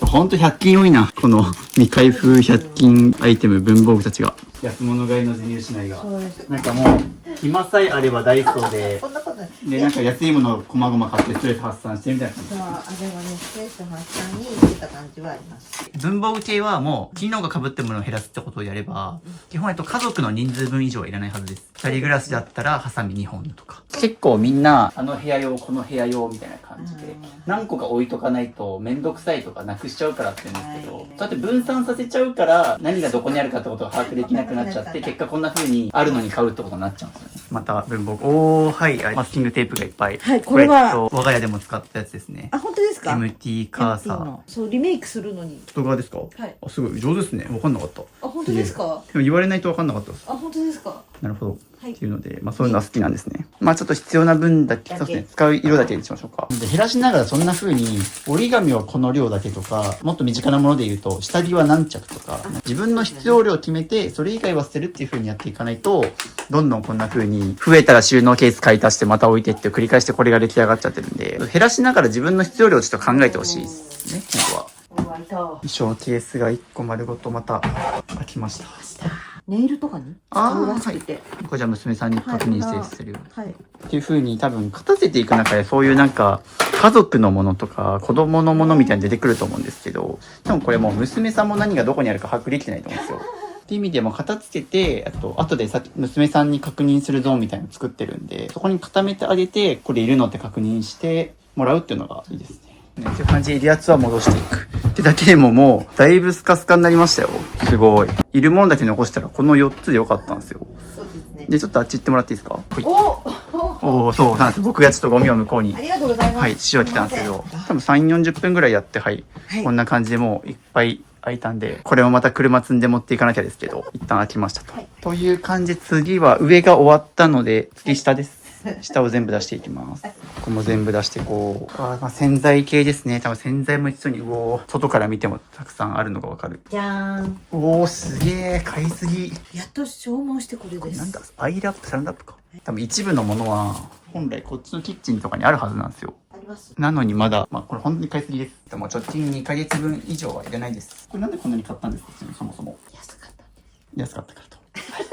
結局こうやって使い切れずに捨ててしまったら、安く買った意味がないので。もっと言うと多分これみんな、YouTube のコメント欄とかで使えるんだから使って捨てればいいじゃんって言うと思うんですけど、結局それを待ってるとこうなるんですよ。そうなります。そう。結局みんなだからいつか使って使い切って捨てようと思うと結局それいつ先になるのって話になって結果こういう物置き場所ができるんで無駄に家賃分のスペース払い続けることになるんですよ。管理コストかかってるんで。いくら安く買いためたとしても家賃分の面積かかってると思ってもらってどんどん捨ててみましょう。減らした人で家賃が3分の2になったとか半額になったみたいな人は結構ざらにいるんで、なんか本当に必要な分だけ買ってその分コンパクトに家に暮らすのが一番節約になる、儲かるんで。これダイソー。本当だ。この家の持ち物の半分ぐらいダイソーなんじゃないかっていうくらい。ダイソーだらけ。またハサミでいった。無限にハサミ出てくる。ハサミこんだけ捨ててますからね。これが1個丸ごと開きましたね。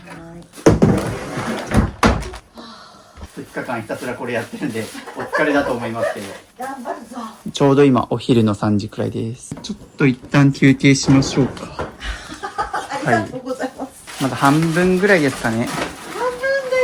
この無印良品の甘くないカフェインレスカフェオレいただきます。なんか無印良品の商品にしたら名前がくどいなと思って。甘くないカフェインレスカフェオレってなんか、ありがとうございます。なんか今日あれですね、なんか10時に集合して3時だから、まあ5時間くらいやってるんですけど、なんか粗大ゴミを車で運んで今これやってるから、なんかその分ちょっと疲れがどっと来てる気がしますね、さっき。もう寂しかったですよ。長女が自立で出て、なんか長女ロスみたいな。なんかやっぱすごい寂しかったですね。まあでもちゃんとそこをね、背中を押してあげて、まあ結構逆に親御さんの中には逆に子供出てってほしくないみたいなパターンの人もいたりするんで。娘が一人暮らし始めたんですけど、はい仕事がハードすぎて、体壊しちゃったんですよ。あら、それでさっき栄養士になるみたいな。そう。アニメーターさんが出来上がるのが2時とか4時とかやってるうちにもう頭痛が止まらなくなっちゃったりとか、仕事は朝は10時とかね、11時から出勤みたいなんだけど、大丈夫って言って2年頑張ってやめました。ね、させてもらえない仕事は本当にやめた方がいいです。まあ電通の件もありましたけど、結構まあブラック企業にいる人ってそれが当たり前になっちゃってるから、まあ、旗から見るとどう考えてもやばい環境なんだけど、なんか特に新卒で入ったお子さんだと、そこが初めての職場環境なんで、他の職場に行ったことがないから、自分のこの環境が異常だってことに気づきづらいんですよ。親御さんとか友達とか、もし友達が明らかにブラックでやばい職場環境とか言ったらもうシンプルにやめた方がいいよっていうのは強めに言った方がいいです。だからよかったなぁと思って。よかったですね。でも、まあ、ただ一回ブラック経験しとくと、なんかまた職場変えた時とか強いですよ。やっぱ、ブラック経験者はね、マジで体力あるから、って感じでじゃあやりましょうか。ちょっとこれはすいません、また片付けながら食べます。って感じでちょっと休憩も終わったんで再開するんですけど、次、はい、この下半分が終わってないんで、ここやります。すごい、なんすかこれ。前、子供がいっぱいご飯食べる時には、かんぴょうで買ってたんですよ、お米を。お米をこれに入れてたんです。傷まないように。別にお米だけじゃなく、おわ、これ収納ケースとかしてるんだ。ここに、防災グッズが。防災警報に。しかも、ヘルメットがなぜかここに入っています。っていう風に、これじゃあ地震が今起きました。やっぱりヘルメットしなきゃってなって、こっからまず奥、ガーってやって蓋開けて出ないですよね。っていう風に、これがまさにそうなんですよ。持ってても持ってないと同じ防災道具ですね、これは。まさに。これはろうそくじゃない方がいいって。そうですね。はい。僕は、よく捨てさせてる、ろうそくです。まあ、基本的に防災アイテムとして僕はろうそく否定派なんで、まあ、なんでかっていうと、まあ、ろうそくって、火つけて、転倒した時に危ないんで、ちょっと防災道具も多すぎると思いますね、おそらく。本当に防災のためにやってるっていうと、なんか、こういうのなんか、買い込むのを楽しんでるみたいな感じしますね。はい。そうかもしれない。防災に関しては、本当にいるかっていう考えがないな。あれば便利。くらいなノリで買ってますよね。まあ、自分が使わなくても、他の人が使えるかもしれないしとか。でもなんか、100均のアイテム買うくらいのノリで買ってると思いました。自分にとって。いらないと思ったタイミングでまめに捨てればこんなに大掃除いらないんですよね。まあそれこそ年末年始が近いんですけど、年末年始の大掃除なんかやらなくてもいいくらい、普段からちょくちょくいらないと思ったら捨ててっていうのを繰り返しとけば、物ってたまらないんで。って感じで、防災アイテムはそこに固まってきて、ここ終わりました。この一角。結果どうですか？半分いらなかったですね。すごい。今日ね、次こっち行きます。はい。すごい場所から書類出てきましたね。もう出す気ない。どういう書類があります？取説と、保険屋さんのと、契約のと。まず説明書がいらないのはもうわかります。こういう説明書はもういらないものの典型なんですよね。説明書っていうのは家電見れば型番が書いてて、その型番通り検索すれば、ホームページに説明書載ってるんで、ダウンロードできますし、強いて言うなら、買って1年以内とかで保証書がついてるやつは取っといてもいいけど、もう大丈夫ですね、これも。多分ここら辺に、すごい。いいですね。説明書コレクションがいっぱいできてるので、そうですね。ここに書いてありますよ。何が。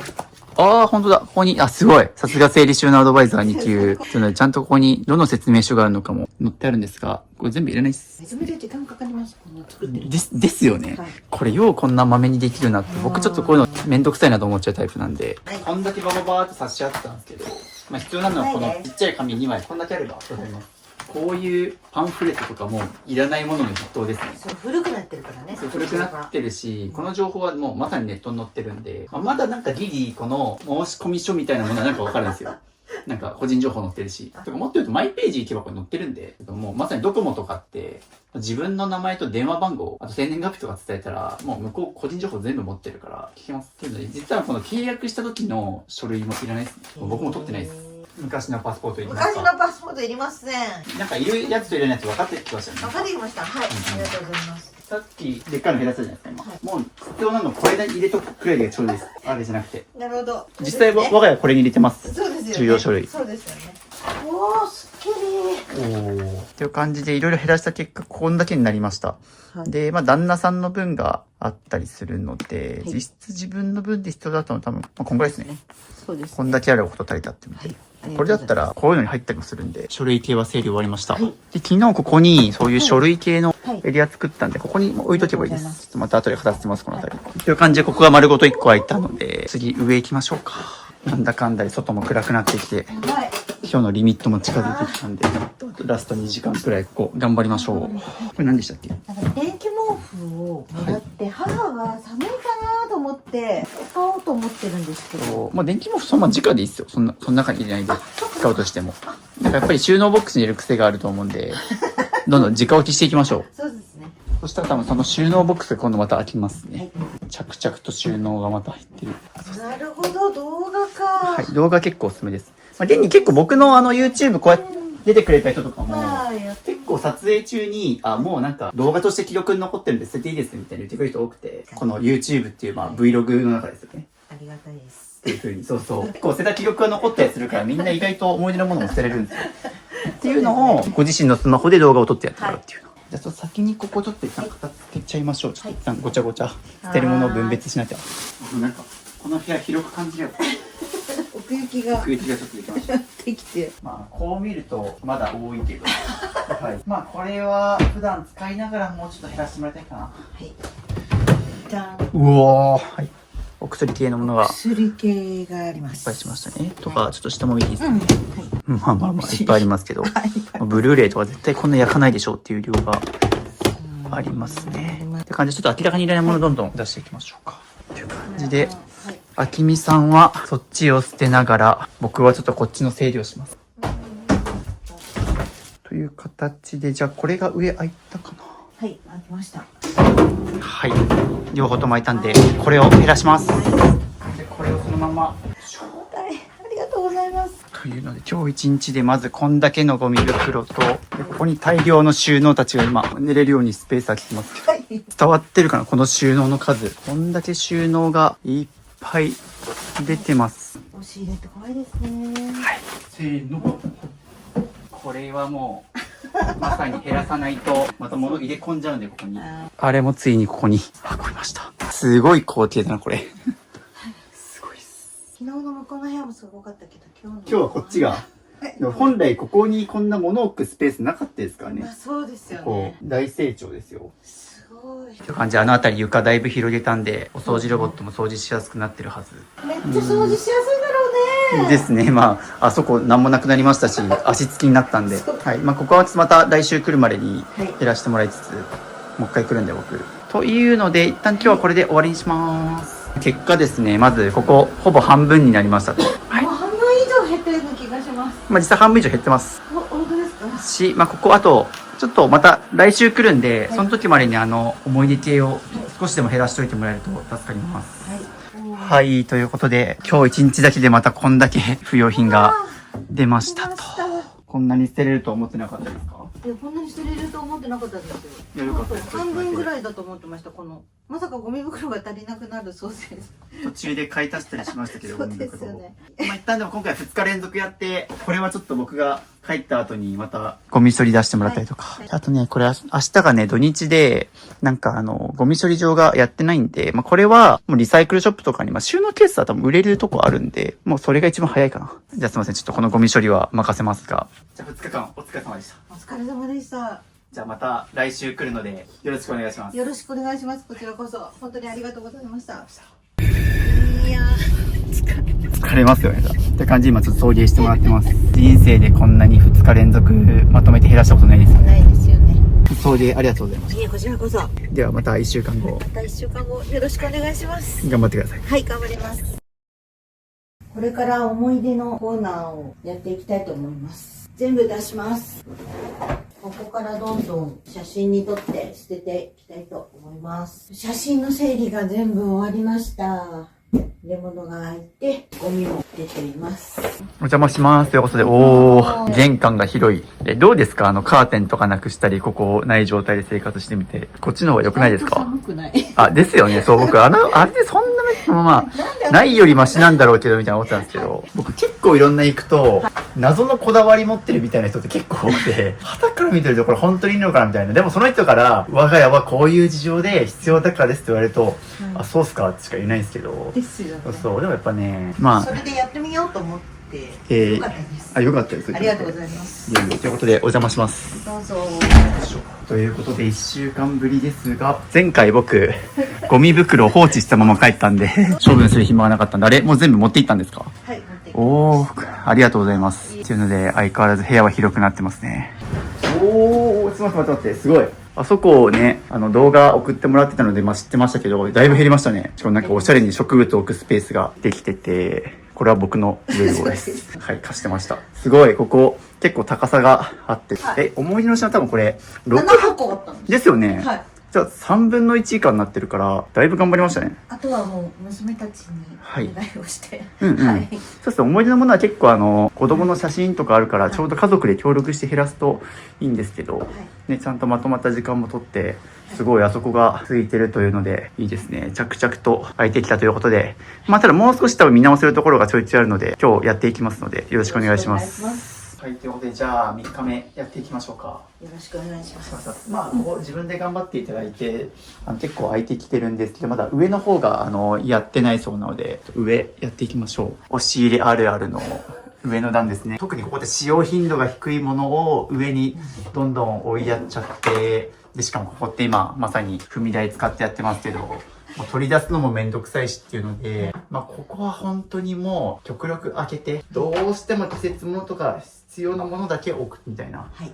どんどん減らしていきましょう。はい。もうここは極端しもう空っぽにするのが一番理想です。そうです。はい、わかりました。っていう感じで引き続き全部出していきます。はい。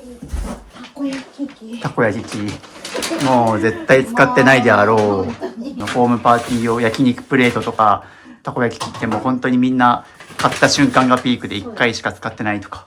あるあるなんで、なんか明らかに使ってなさそうなものがいっぱいまた。使ってないです。使ってないです。おー、出た。ソーダストリーム、炭酸水にするやつ。ここです。これ使ってますそもそも炭酸。あそこで使って。一応炭酸は作ってんですけど、箱はいらないです。はい。箱いらない今日になりました。こういうのは昔やってたかもしれないですけど。そうなんです。いらないです。もう大丈夫ですね。なんか一時期流行りましたよね。すごい流行りましたよね。普通にレストランとか行ってもよくビュッフェとか食べ放題行くとよく見たなと思うんですけど、ちょっとなんか歴史を感じました。やっぱ食べ物もそういうトレンドあるんだな。そうですね。これはもう丸ごといらないですか？はい、いらないです。特に子育てしてるとそういうお子さんの年齢とか、まあご自身も含めてそうですけど、年齢とともにやっぱり必要なものが変わってくるので減らしていきましょう。サンタです。撮影日12月1日、今日から12月ですね、師走。ちょうど、そうですね。年末年始を迎えられるように。もうこれはいらないですかね。いらないです。はい。ちょっとボロボロすぎるサンタ。今ブラックフライデーじゃないですか。アマゾンブラックフライデーやってますね。買わないでください。というので、まあ今ちょうど12月1日がなんかアマゾンブラックフライデーって言って、すごい安くなってるセールやってるんですけど、基本的にああいうセールで買いたくなるものっていうのは、本来自分が欲しいと思ってないものの可能性が高いですよ。なんでかっていうと、値段が安いから買うっていうのは、物そのものの価値で見てないんですよ。本当に欲しいものだったら定価でも買うし、セールとか見てると、特段必要でもないのに、安いから試してみようとか買ってみようっていう風に、安いからを理由に買っちゃうし、基本的に僕はセールで買わないことを推奨してます。なんか本にも書いたんですけど、買う理由が値段ならやめなさいと。迷う理由が値段なら買いなさい。簡単に得られるものは失いやすいっていう、言葉があったりするんですけど、さっき言った値段が安いからとかに買おうとした時は本当にやめた方がよくて、欲しいけど値段が高いとか、だったらむしろ買った方がいい。当然みんな先にあったものを買う人はあるけど、めちゃくちゃいいデザイン、めちゃくちゃいい機能性のものだ、ちょっと高いなとか思うかもしれないけど、迷う理由が値段なら別にそれは買っていいです。それと、物に対してちゃんと価値感じてるわけなんで。今後はなのでそうですね、暮らした後は、そうですね、無駄な買い物をしないってこともすごい心がけてもらって、もう大丈夫だと思いますけど。だって僕はもともと福岡県にあるマリノアシティっていう服のアウトレットモードで働いたんですけど、そこでバイトしてて思ったのは、この人たちって申し訳ないけど、欲しいものがあって買いに来たんじゃなくて、給料日とかになって、お金振り込まれてストレス発散になんかいいものないかなっつって、買い物でストレス発散することが目的になってるんですよ。多くて、本当に申し訳ないけど、僕はそういう値引きシールを貼る仕事やってたんで、50%とか 70% オフで、そういうのみんな見て、これ 70% オフだから買おうみたいな、お得な買い物合戦みたいなのが始まってるわけですよ。いかに安く買えた自分が賢いかみたいな。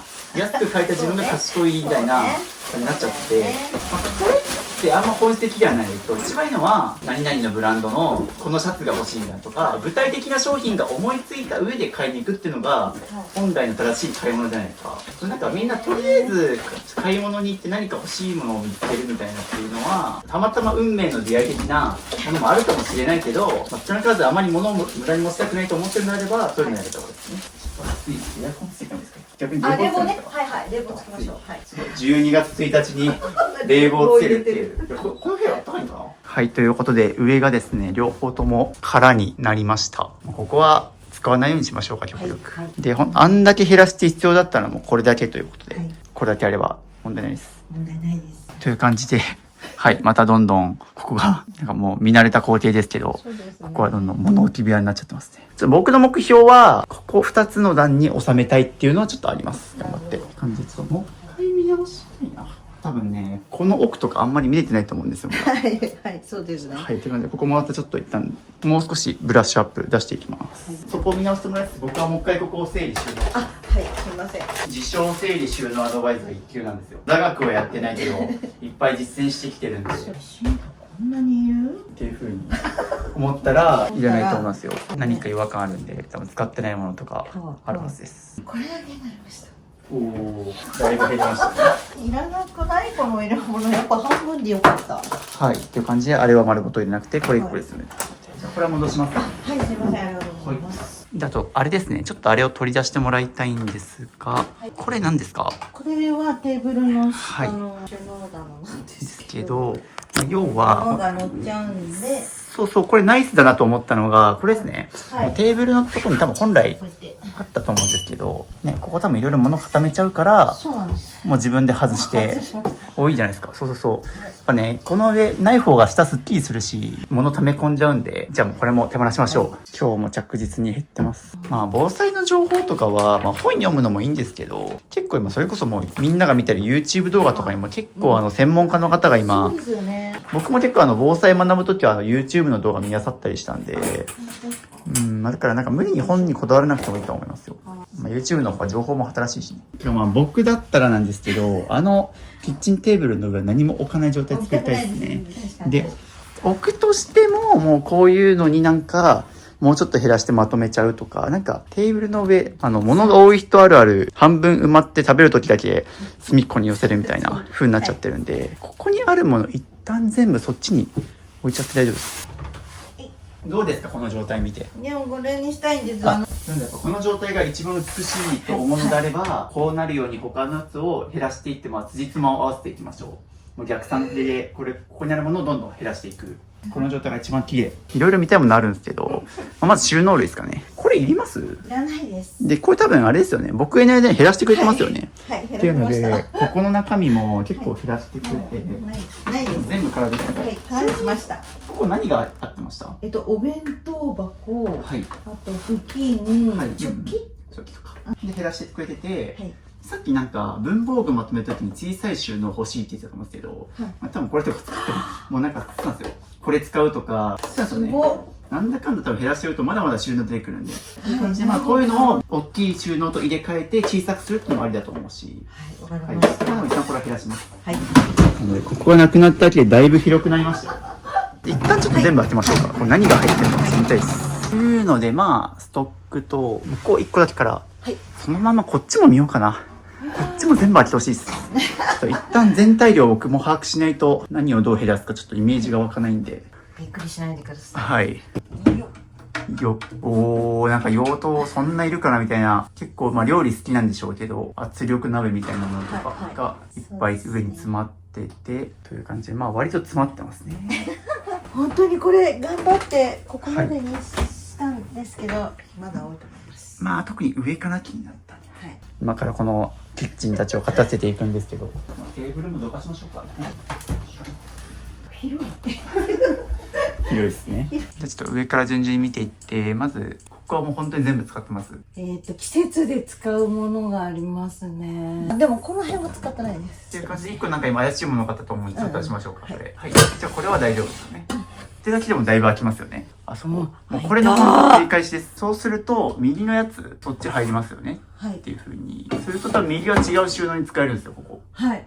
はい。もう淡々とこれを繰り返してどんどんスペースを作っていきます。わかりました。まだまだ絶対減らせないと思ってたのに減らせるの。まだまだ全然多分減らせますよそれ。わかりました。調味料をその上にやるのってなんか取り出すのめんどくさそうと思っちゃったんですけどシンプルに。まあだとしたら僕なんかこっちの方とかに置きたいかな。なんか僕の感覚で言うと料理するときにわざわざそこを登るかなっていう。ここにギリギリ届くんですよ。ああ、届くっていうのも大変じゃないですかそれ。背伸びしたりとか。ここにほら棚がはい。あったじゃないですか。はい、あの時にこれはここにあったんですけど、ここを撤去してしまったので。けどなんかちょっとそこじゃなくてもいいかなというのも正直思います。はい。もっと言うとそれ上から手滑らしてこぼしたりしたら結構悲惨なことになりますよ。はい、片栗粉とかもろもろ。僕だったらそこ一旦全部出すな。はい。出しましょうか。はい。まあ一応防災の観点で言うと、やっぱまあ今は知らないけど、重いものが上にあるのはあんま良くないです。まあ極力下に固めた方がいいし、逆に上に置くものっていうのは、ああいうキッチンペーパーみたいな軽いものを置いた方が、まあ防災の観点でも、まあ取り出しやすさの点でもいいです。重量があるものは下っていう風に覚えておいてもらえると。軽いものは上。ちなみにもう上を見ただけでも、こんな感じで、はい、結構いらないものが出てきてますよ。はい。という感じで、その要領でここもまたどんどん出していきます。こういう、たまにしか使わないお菓子のものを、下ってめちゃくちゃ取り出しやすいってなんじゃないですか。それをなんかここで締めてるのすごいもったいないと思うんですよ、結構。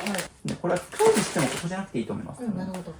まだ調味料とかを下に置く方がなんかまだいいですね。まあ、あと、使ってる、使ってないっていう考えで減らすのも、いいんですけど、より減らしたい場合は、やっぱり使ってるとしてもそもそもこれ他のもので代用できないかなとかっていう視点で減らしていかないと溢れちゃいますね。まあ、結構自分の常識を疑うというか、もう本当に今までずっと使ってきたものだところ、本当にこれがないとできないのかなとか特に考えてもらいたいですね、調理器具系は。なんかここ怪しいですね。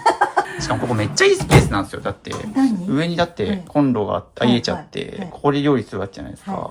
で、下に使ってないものがあるのって相当もったいないですか。だから使用頻度が高いものを下に置いた方が、動線的に動きの無駄ないじゃないですか。っていう意味で、ここせっかくいいスペースなのに、使わないものが眠ってるのはもったいないので。そうなんですよ。ここもなんか年に1回ぐらいしか使わないものが入ってたりして。だとめっちゃもったいないです。それがそこにあるのは。こんな奥にやってもらってても、そうそう使わないはずなんですよ。なんかとりあえず取ってる付属品みたいな感じですよね。いつか使うかもってんで。なんか、使うのかな。一回使ってみようかなと思ったんですけど、なくて、使わなかったですね。答えてます。はい。というので、まあ見てもらった結果、いるのはこんだけ、これは全部いらないっていう。置ける置けるんですよ。余裕で置けますよ。じゃあ次、こっち行きます。こっちのいらないものを見ていこう。こんなにいらないかな。それこそ100均とか無印でよく売ってるような。100均で6個も入ってるんですよね。1個欲しくても。まあよくある、なんかパンの袋とかそうでを。すね。ちょっとね、止めときたい。これちなみに物が多い人の家に余りがちなアイテムの一つです。僕は何回も見てきました、これを。やっぱ捨てられない人には共通点がありまそうす。ですね。はい。っていうので、これちょっと減らしていきましょう。もっと言うと僕、そのなんか下の白いやつ敷くの必要ですか？なんかね、ここ、うんほら、はい古いので、ここの建物が、うんなんかでも、なんか汚い。そんなに汚れてなくないと思いますよ、これ。本当です。あ、そうか、これに入れてるからね。そんなにこれボロいと思わないんで、あ、僕。本当ですか。はい。なので、そうです入れないです、今度これがやっぱり、また見てもらうとわかるんですけど、やっぱり、ここにゴミが溜まるんで確かに。まあ、ちなみにその点で言うと、僕今ここ踏んでるこれも、僕だったらなくしま。そうなんですすよ。はい。私も、はいこれ剥がしたいんですけど。このキッチンマットですね。はい。はい。もう寒まあ寒いとかでしょうね。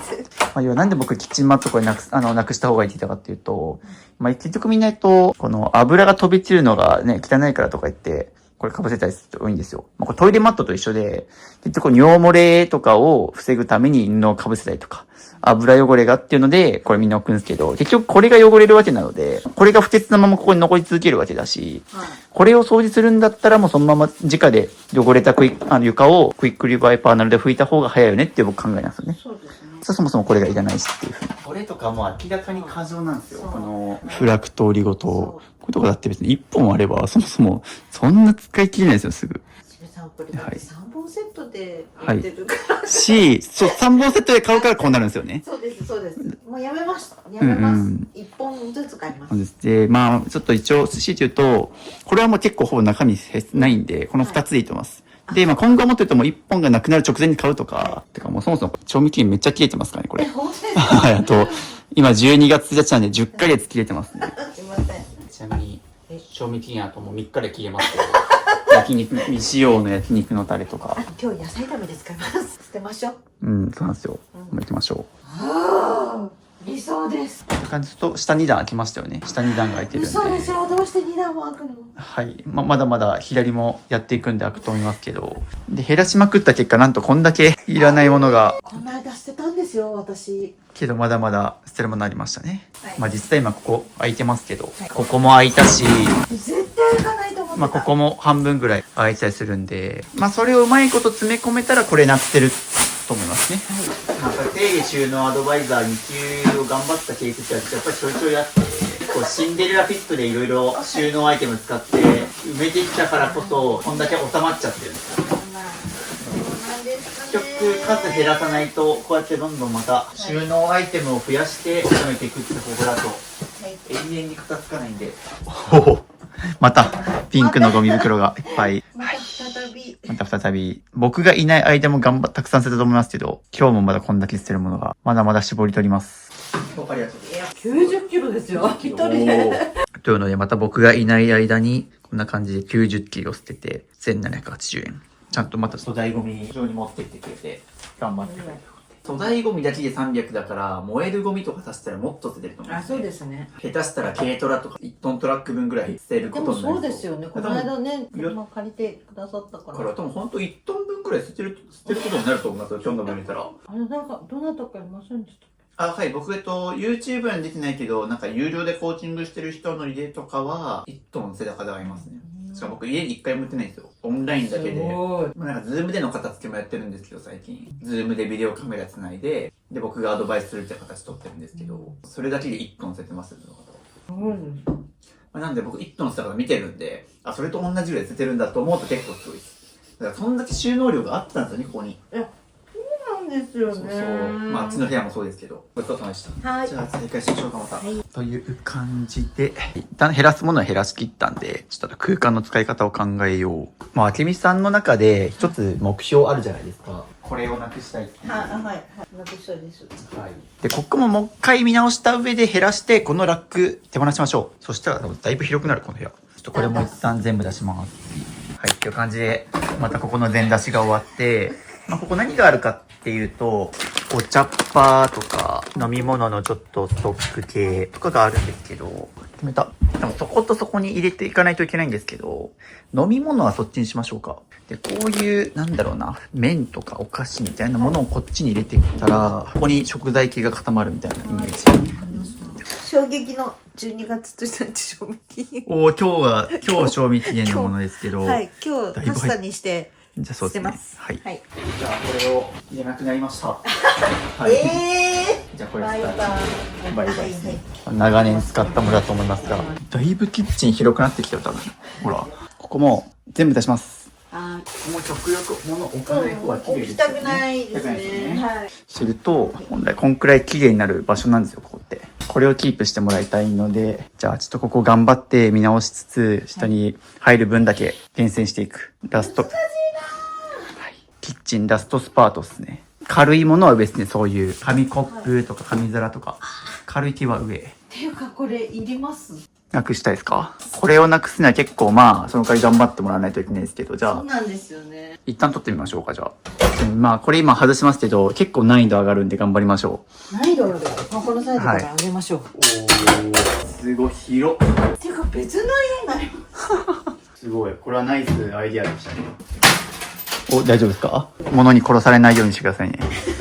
本当に災害時ってそういうことが起きるんで、そうなんですよ。だから極力軽いものを上に置いた方がいいんですよね。大量のこのビニール袋のもいらないですね。まだありますもんね、そっちに。無限にビニール袋溜め込みすぎ、これ。なんかね、生ゴミ入れるからと思いますけど。無限に返すけど、こんなに使い切れないですよね。そうです。結局普段もらったりするだろうし。そうなんです。おー。終わりですかね。って感じでようやく開いた。すごい。ということで、もろもろ開きまして、ありとあらゆるはみ出たものが、もう全部中身減らした結果、入るようにました。ここに。これすごいっすよ、これ。だって元々だって転がせるキャスターとか、なんやかんやいろいろ、あとあそこも外しましたからね。あんだけ減らしたらもうそれはここに全部入るよねっていう。これがあきみさんの所有物全部です。恥ずかしい。本当にね、今めっちゃ広いんですよ、この部屋っていう。感動してます。ありがとうございます。おー。これ横でいいんですか？広くなったからそういうの考える余裕できましたね。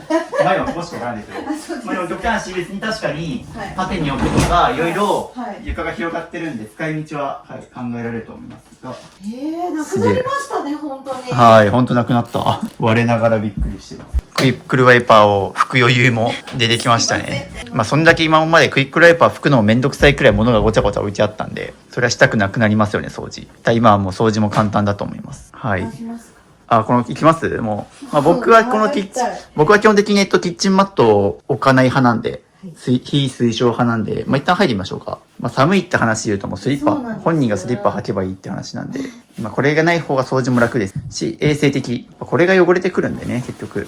というので、ついにキッチンマットなくなりました。床に敷く布物敷けば敷くほど部屋って狭く見えるんで、やっぱフローリングが見えた方が部屋は明るく広く見えますよ。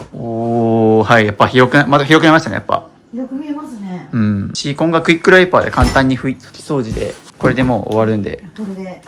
めっちゃ綺麗になったな。ここがめっちゃ今開いてるんですよ。おもちゃんさんもこうやってやってましたよね。そうそう。僕も押し入れをテーブルにするの結構好きで、せっかくね、ここ丸ごと開いたから、そうです。この椅子があれば、パソコン、こんな感じで、こっちがパソコンになってるんで、はい、もう一旦仮ですけど、まあ、ここもちょっとなんかうまいことを整理すれば作業できますよね。で、ここに今ちょっとね、物のぎゅうぎゅう感出ちゃってるんで、一旦蓋します。はい。もうちょっと減らしてもらいたいですよね、本当は。はい。まあ、ちょっと一旦臭いものに蓋した感あるけど、まあ一旦なので、僕だったらこうするかないと、なんでかっていうと、こんな風になってて、こっちはね、多分ほら、一旦隠しとけば、そんなにごちゃごちゃ感は出ないし、まあ、奥の方にこれがあるんで、もう奥まで来るとこういう風に書斎があるっていうような感じになってるかな。はい。すごい。でもう上は何も置いてないし、でこっちは、すぐそこにあれですね、ベランダがあるんで、干す時に使う洗濯バサミとかはそこにあるから、すぐ使えるようにここに置いてますけど。